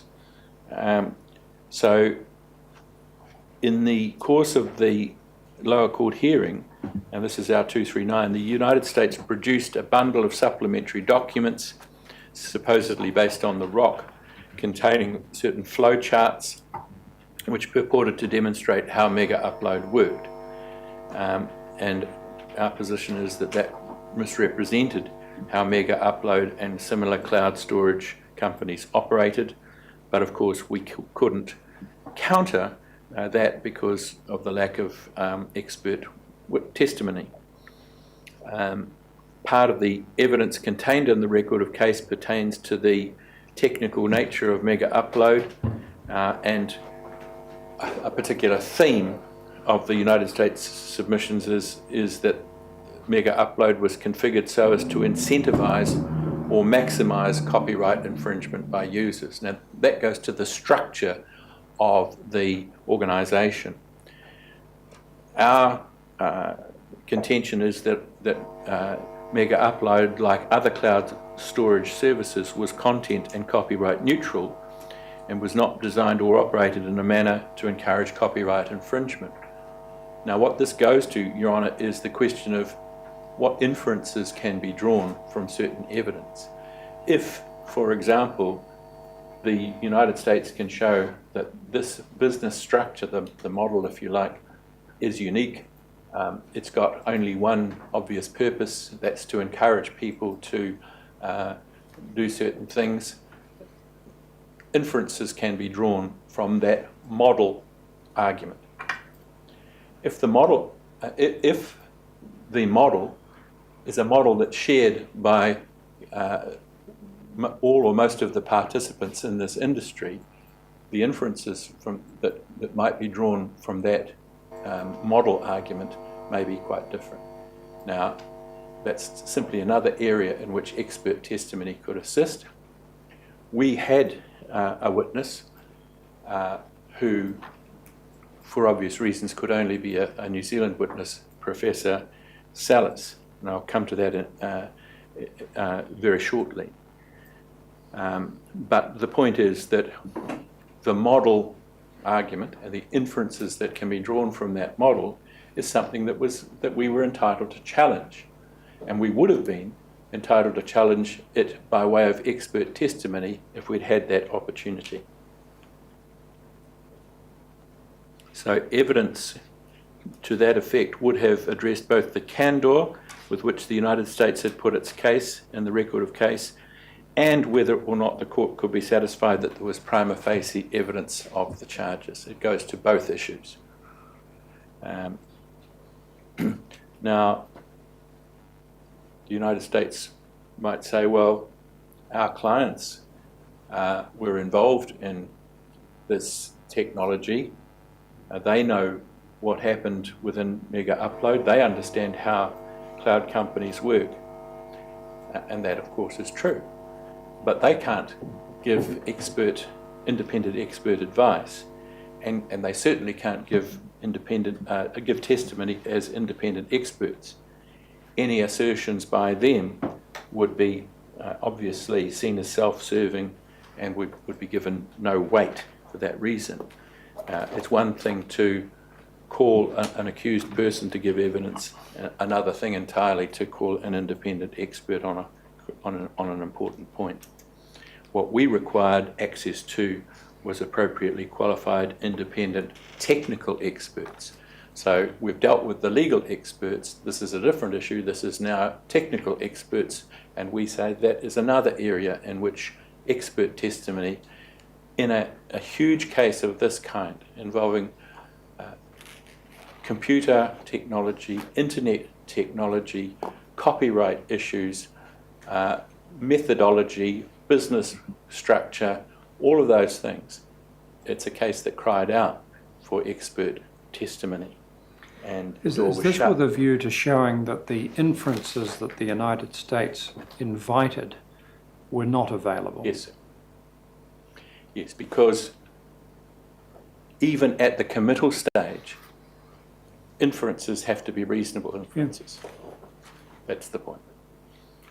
So in order to try to demonstrate that, Mr. Spring gives, in his lower court affidavit, set out the difficulties that he had in being able to find experts outside the US once it became apparent that once we had the US submissions and knew what they were really saying, within a tight time frame, so time is difficult because we haven't had the clarity, we don't get the clarity even in relation to the funding issue until a couple of weeks after we've got the US submissions. We're asking for clarity, we don't get the clarity, and now we're in a very compressed time frame, 23rd, 24th of June, we've got a hearing in September, and we still haven't been told the full story, and we haven't been told anything about the Hong Kong funds. So Mr. Spring then starts to think about what alternatives are there, and a decision is made that we will do our best to deal with the situation via an expert witness within New Zealand who is Professor Salas. So at 2:44 we explain this. In the course of the eligibility hearing, the plaintiffs were able to instruct a New Zealand technical expert, Professor Philip Salas, to give general advice as to the operations of the internet and cloud storage services. Professor Salas was not a witness for Mr. Dotcom, and there was, His Honour didn't appreciate that and described it incorrectly in the judgment. So Mr. Spring's affidavit included the passage at the top of page 71. Perhaps I should just pause to let Your Honour read that. Yeah. Yes. Good. And Mr. Spring also explained that while the professor was able to furnish general evidence, his expertise didn't extend to specific areas of evidence identified by Mr. Rothkin in his evidence. Professor Salas swore 2 affidavits and was cross-examined by counsel for the United States, and we've given you an overview of his evidence at the bottom of page 71 and over to 72. Now,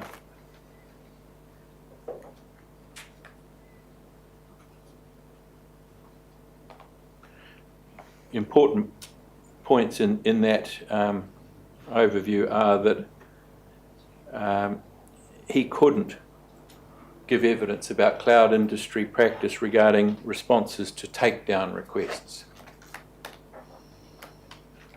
Over the page, he expressed the view that the deduplication issue had been incorrectly explained in the record of case, and that goes back to the hash values that I tried to explain to Your Honour earlier in the proceeding, where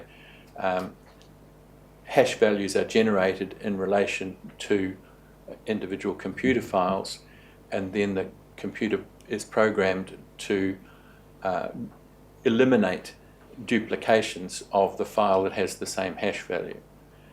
So it's a storage economy approach. In other words, you don't have many copies of the same document on the computer to save storage space. There's nothing inherently sinister about deduplication, and in our submission, deduplication can't be used as a basis for adverse inferences. It's just something that computer companies do to save space on their computer servers. And understanding how hash values are used in that process is part of understanding the technology that's involved. Now, Professor Salas has limited experience in the cloud storage industry. It's obviously an area of technology that has only been around for just over a decade, because you've seen the evidence of how Mr. Ortmann and others were involved in developing that process themselves. They were at the heart of that new development, and then other companies have copied that technology or come up with similar technology themselves.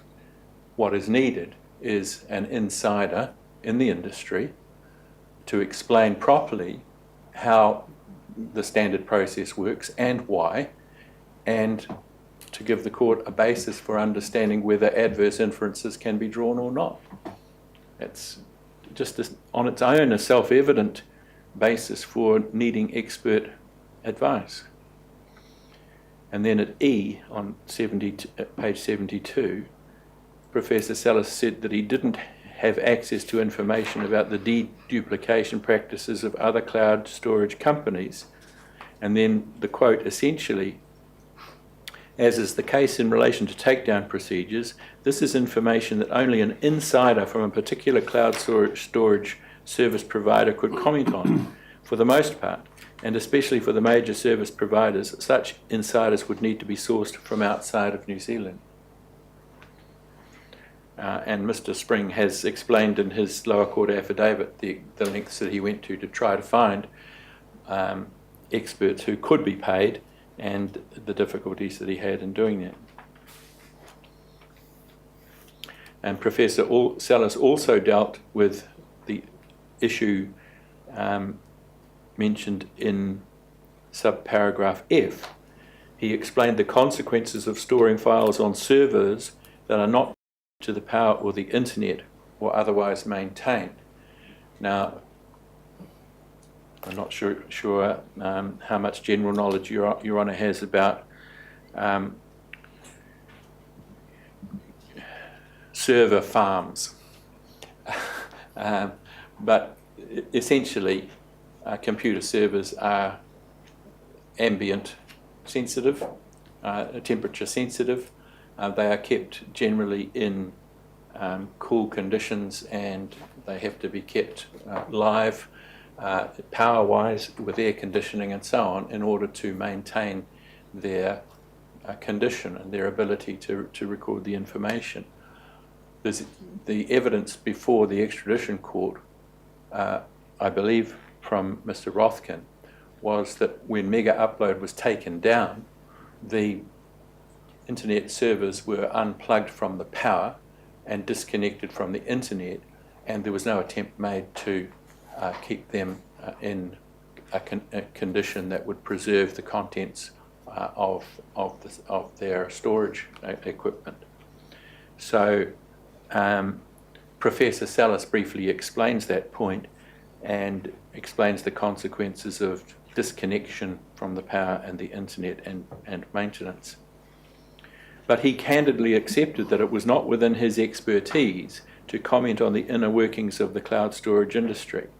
And although his evidence was of considerable assistance in explaining the technical context of the case, and His Honour the Judge specifically referred to the assistance that he'd received, he couldn't address the particular allegations against the plaintiffs and the inference issues that have been identified, other than in a very general way. At the very least, though, as with Professor Lessig's evidence, the evidence of Professor Salas demonstrated that qualified experts, qualified US experts, could give evidence in support of arguments of the kind that we've set out at the bottom of 72 and going through to 73. So in brief, what is the significance of the deduplication of computer files? What is the significance of the removal of links, URL links, Uniform Resource Locator links, which Mr. Ortmann explained in his affidavit, which was essentially his team's invention. In other words, the the sending of links to avoid email problems. What is the significance of some files being put on ultra-fast servers? What is the significance of a particular movie being found allegedly on a computer server something like, I think it's 3 years after the alleged wrongdoing? That's in relation to the movie Taken. What is the significant, what is the effect of files being left on servers and being disconnected from power and the internet, and the deterioration that's likely to occur, especially in circumstances where Section 25 of the Act requires evidence to be preserved for trial? In other words, has the United States acted with candour, with appropriate candour, in not disclosing those issues? That none of that was disclosed by Mr. Prabhu, none of it was disclosed in the record of case, and the plaintiffs have grave concerns that the deterioration of files means that they can't access information that should have been available to them. So, in conclusion on this issue, Your Honour, at our page, top of page 74, it follows that from all of the above, that instruction of experts outside New Zealand was critical to the plaintiff's ability to defend the extradition proceeding. We know it's not a trial. We know it's a committal proceeding, and we understand the difference. But whether or not there was a basis for adverse inferences to be drawn and for conclusions to be reached, needed to be viewed in the context of proper evidence in respect of which the plaintiffs had a fair opportunity to participate. We say that contrary to that principle, the plaintiffs were hobbled in their defence, and that this amounted in our submission to an abuse of the process of the court. So, if the United States had agreed not to place any restriction on the use of released funds, Yes, sir. For whatever purpose your clients wish to use that money to prepare for this hearing, how long would you have needed to get the assistance that you say was required?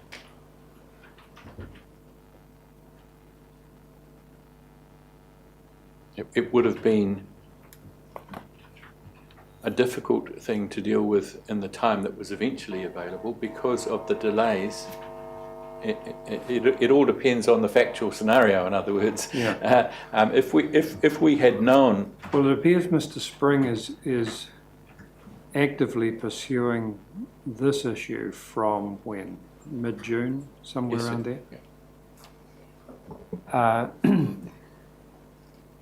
So had there been no restriction on the use of the released funds for that purpose, would that have given you sufficient time for the hearing that had been scheduled to start, I think, on 21 September? Well, so if we take the actual time frame into account, the 8th of June is a significant landmark date because that's when we got the submissions. But Mr. Kogan was asking for clarification as from the 29th of April. So that's just over a month earlier. If we had got a prompt response at that stage, then at least there would have been a possibility of trying to identify some witnesses, so that would have given a few weeks extra. But if we take the 8th of June as the date when we say, look at this, we need expert advice, and we've got the ability to do it, that would have given over 3 months. Yeah. And 3.5 months. 3.5 months. And in fact, it would have... And And possibly more. Yes, because of the length of the hearing. Hmm. So Because the hearing was 12 weeks. it covered 12 weeks, yes. Yeah. It wasn't, is that right? No. Oh, 10, I'm sorry. 10, right. Right. So the answer is we believe we would have been able to get significant Right. assistance during that period of time. Okay. So,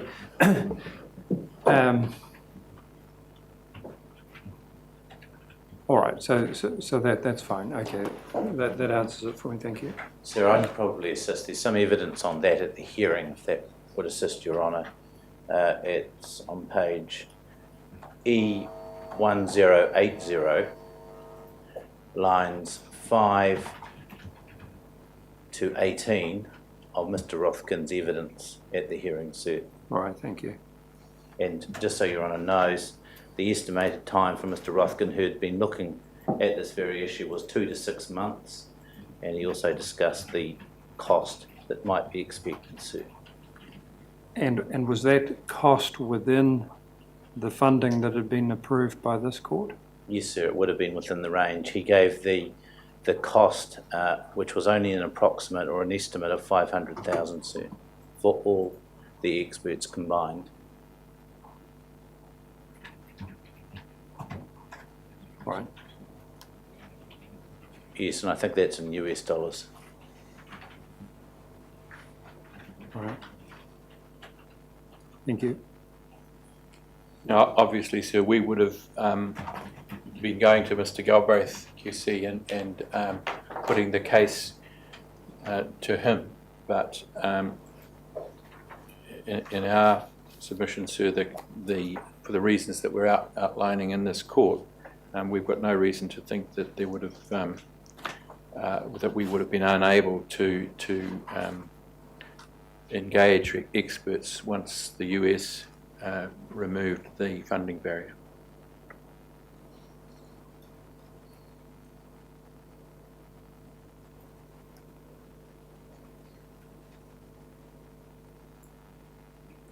Right. Now, the next section relates to attempts to obtain an urgent hearing, and I don't see any great merit in taking Your Honour through that. I think you've already understood those points from our earlier submissions.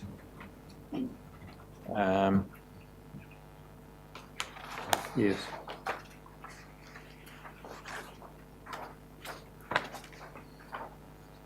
So what that brings us to, sir, is the question of when we were told the detail of the US position.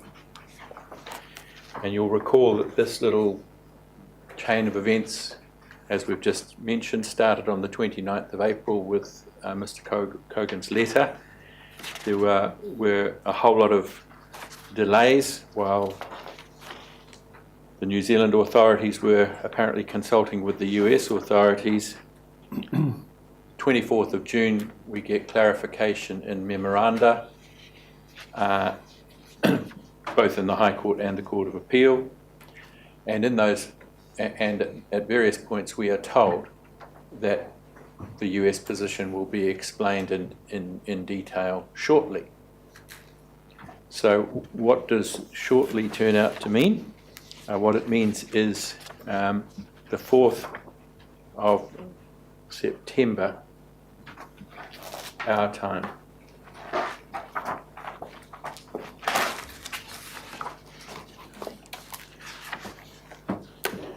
Now, Your Honour, for reasons that relate to suppression, I'm not going to read out any parts of this Yes. letter. Sorry, I've just lost it for a moment.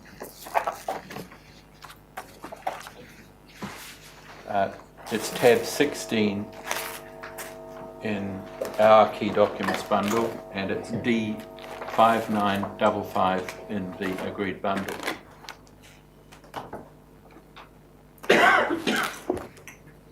So the letter is dated 3rd of September 2015, and we received it a copy of it on the 4th of September, just before the appearance in the Court of Appeal.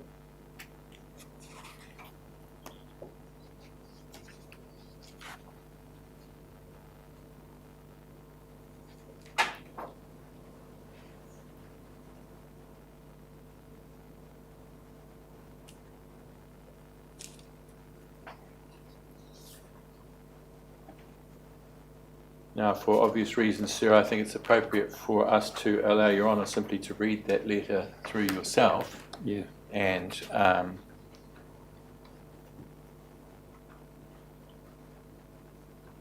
don't want to interrupt the process by reading out parts of it. No.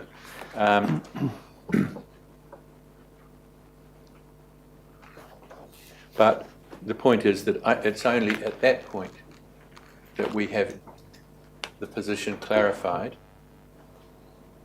But more importantly, the position is not clarified in relation to Hong Kong funds.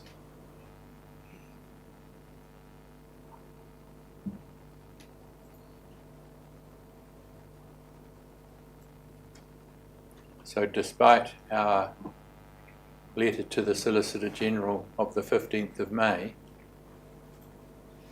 asking the Solicitor General to look at the issue himself,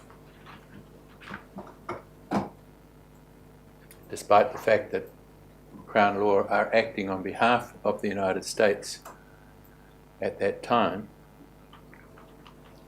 we still don't get an answer. And I repeat, I ask the United States to tell Your Honour what its position is in relation to the Hong Kong funds, because we still don't know.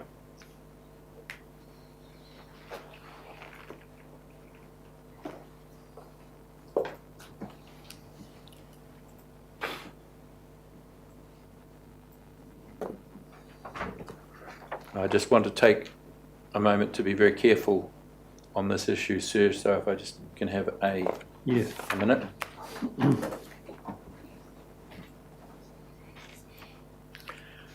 Perhaps if I deal with it in this way, Your Honour, if Your Honour looks at our paragraph 267 concerning part of the contents of the letter, and you'll see how we characterise that in that paragraph. Yes. And then at paragraph 268, we refer to a particular arrangement which can be described as an undertaking or carve-out.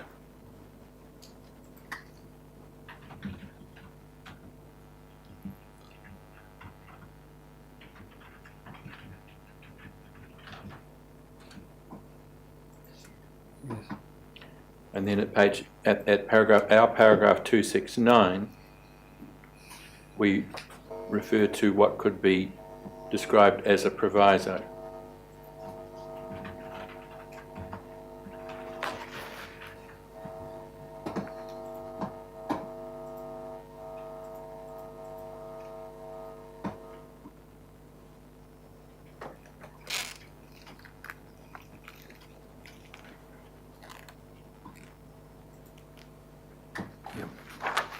And then in our paragraph 270, there is a definition which will help Your Honour to see that the Hong Kong issue is not addressed.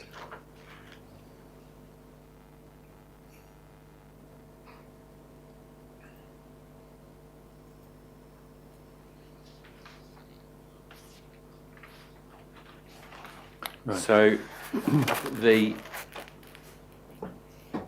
outcome of that is that serious implications are raised by the letter, very serious implications, but the letter is mute as to the Hong Kong issue. So the plaintiffs remained in a state of uncertainty concerning their ability to use funds which have been released by the Hong Kong court. We then had the Court of Appeal hearing on the 8th of September. Your Honour knows what happened there. At the foot of page 79, the quoted passage in italics is the part of the judgment that Your Honour noted earlier that uses the term inevitably. That inevitably turned out not to be so inevitable.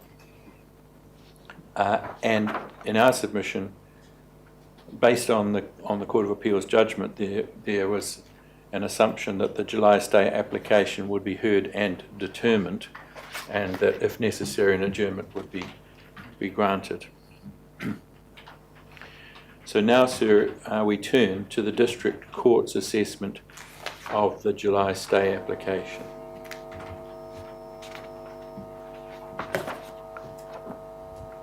Now, some of this was covered in our opening outline, and Your Honour knows the matters set out on page 80 as to how the scope, how the United States sought to limit the scope of the application and also delayed it until after the US submissions had been made.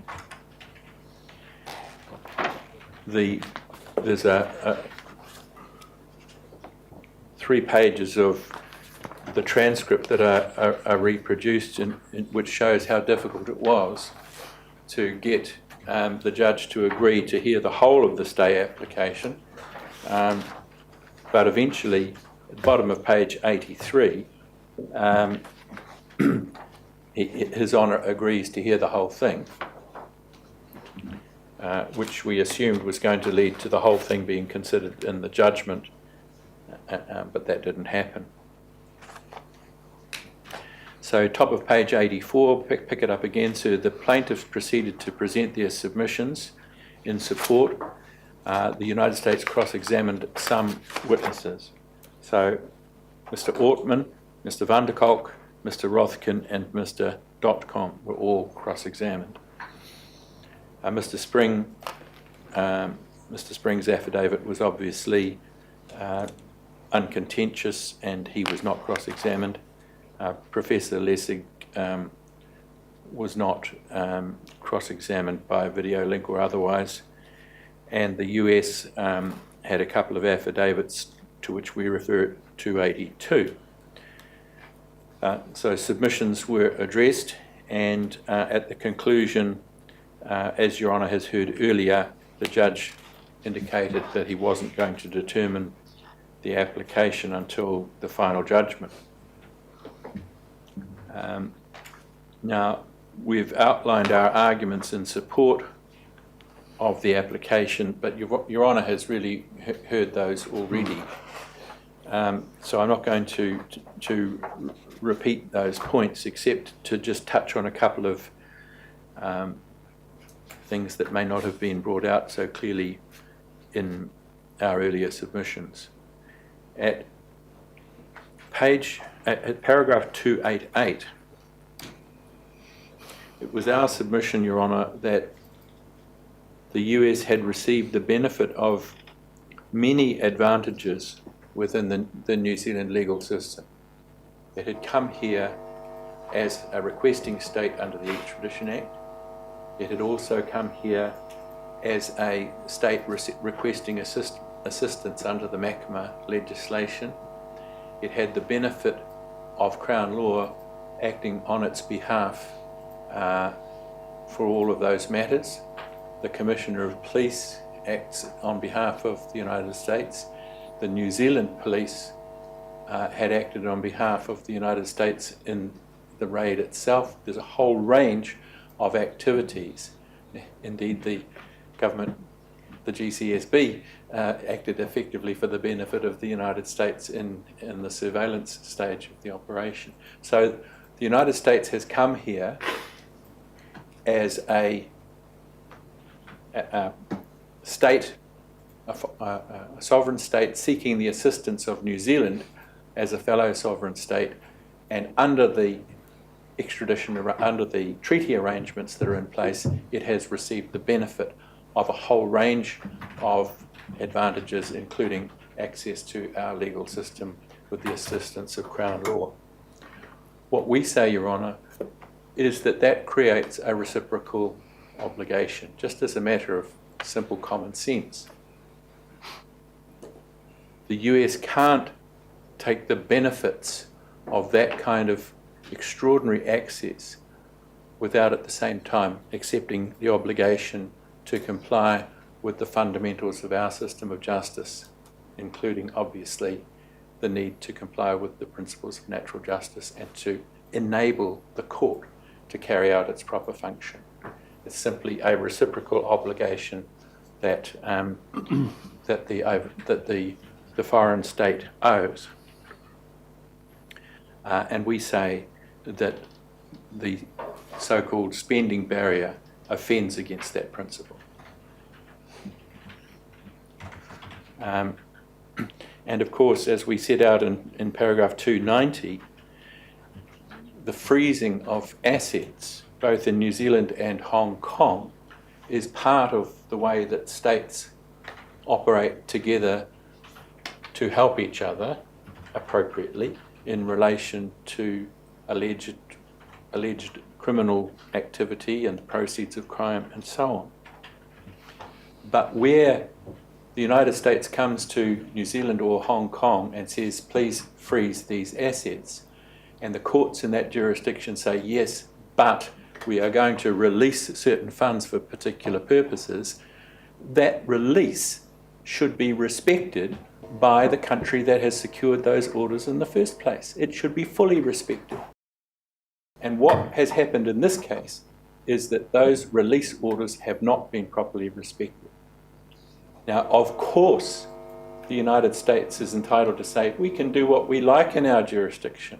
These are our laws, and we'll enforce our laws within our borders as we see fit. It's true. But when that conduct affects what's happening in the state where the orders have been made, and where it frustrates the effect of those release orders, as Her Honour Justice Courtney expressed repeatedly, that, in our submission, is not good enough. And we say, Your Honour, that having submitted to the jurisdiction of foreign courts to preserve assets and to obtain assistance and to obtain the arrest of individuals to disrupt their lives in a profound way, the US cannot treat those relief orders with disdain. And what we say, sir, is there is a straightforward solution that the US refuses to adopt. It could simply make an exception to accommodate the Hong Kong and the New Zealand orders, just as it had already done in respect of certain fees paid to New Zealand lawyers. Now, the United States says, oh, we can't do that. It's against our law to do that. And we say, that cannot be right. That cannot be right. Why can't it be right? Well, if one looks at the situation from the point of view of the internal law of the United States, and we're not professing to be experts on that, but just the logic of the situation is this. The US says all of that property has been forfeited to us. That property now belongs to the US government as far as our internal law is concerned. Well, if that's the case, the US government can waive its hold on part of the property. It simply doesn't make sense to say that the US has its hands tied and is unable to provide relief in a situation where a court that has jurisdiction over the subject matter, undoubted jurisdiction over the subject matter, locus of the fund is Hong Kong, New Zealand, it does not make sense to say that the US government can't waive its rights or agree to release. Now, my friends may try to persuade you that I'm wrong on that, but in our submission, Your Honour should treat those submissions with great caution. In an international situation where the US is seeking to take advantage of international treaty obligations, cooperating with overseas courts is inherently part of the deal. A refusal to cooperate on something as affecting an issue as fundamental as fair process, and doing so in a way that compromises the ability of our courts to dispense fundamental justice, disentitles the US from promoting its arguments before our courts. And we go back to the US case, Supreme Court case of Cobb, where the Supreme Court said the US has disentitled itself by trying to intimidate the respondents from exercising their extradition rights. They've tried to intimidate, that's disentitling conduct, go away. It's an abuse of the process of the court, and we're not going to allow that to happen. And in the same way, the spending barrier has been put up in a way to kneecap the plaintiffs in this proceeding, to hobble their ability to defend themselves. And we say, Your Honour, that is disentitling conduct.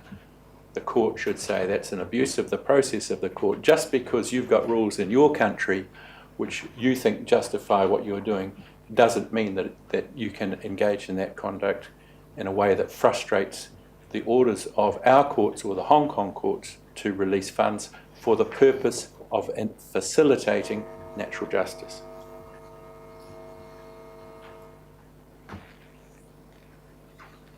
Now, at the top of page 86, we refer to the Antonovich case. I'm not sure if Your Honours followed the Red Devils saga. Yes. And so you'll know, sir, that in Antonovich, the Court of Appeal revisited the test for abuse of process and confirmed what really has been the law of New Zealand for a very long time, primarily recognised in a full Court of Appeal case called Fox and the Attorney General, where I think Justice McGrath was there at the time. I think he may have given the judgment of the court. Antonovich is now the leading authority on point, but the principles have been around for a very long time. And essentially there are two categories. One is, does this conduct compromise a fair hearing? Now, obviously, fair trials issue come up in the criminal context in terms of the actual trial of the proceeding on a regular basis, and Antonovich was in that context. So one has to be careful about how that case is read. But translating that to the extradition situation, the first limb is hearing, the fairness of the hearing. And if Your Honour were to come to the conclusion that the conduct outlined in the July stay application compromised the fairness of the eligibility hearing, then you'd be in Category 1, Category A. Category B is an alternative, a true alternative. Perhaps we've not made that clear by use of the word "and" in the submission, but the alternative is that allowing the hearing to proceed would undermine public confidence in the integrity of the New Zealand criminal justice system. Now, that second limb has been put in a few different ways in the case law. It can mean bringing the system of justice into disrepute. But in the modern formulation, undermining public confidence in the integrity of the criminal justice system is the way it's put. Now, again, a slight alteration has to be made because the extradition procedure is slightly different from the New Zealand criminal justice system, but the point of principle is clear enough. Now, Your Honour may or may not appreciate that Antonovich was reviewed by the Supreme Court in a case called Wilson. And the Wilson story is a little bit complicated. Mr. Wilson had pleaded guilty to some charges which arose from the Red Devils saga. Some of his co-accused had pleaded not guilty, and as a result of various steps in the process, His Honour Justice Collins had discharged the other accused. Mr. Wilson applied for leave to go to the Supreme Court to challenge the conviction that had arisen from his guilty plea, and so the Supreme Court was considering a situation where one person had pleaded guilty and other people had been discharged. It's a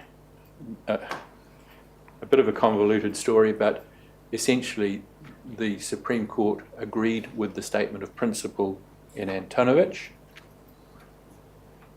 and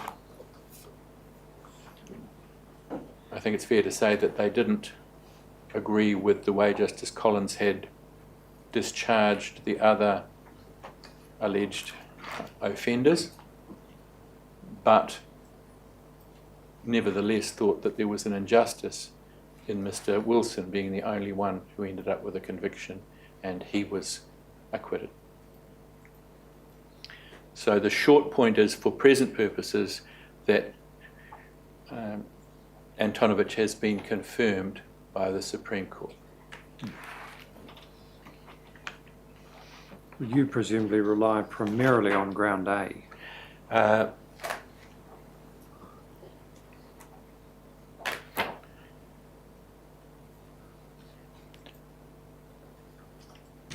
Ground A is the obvious candidate in relation to the July stay. To the July stay. Yeah. Yes, sir. So far as the August and September stay. We're talking about July at the moment, I think. Yes. July stay is clearly a category A situation. Yeah.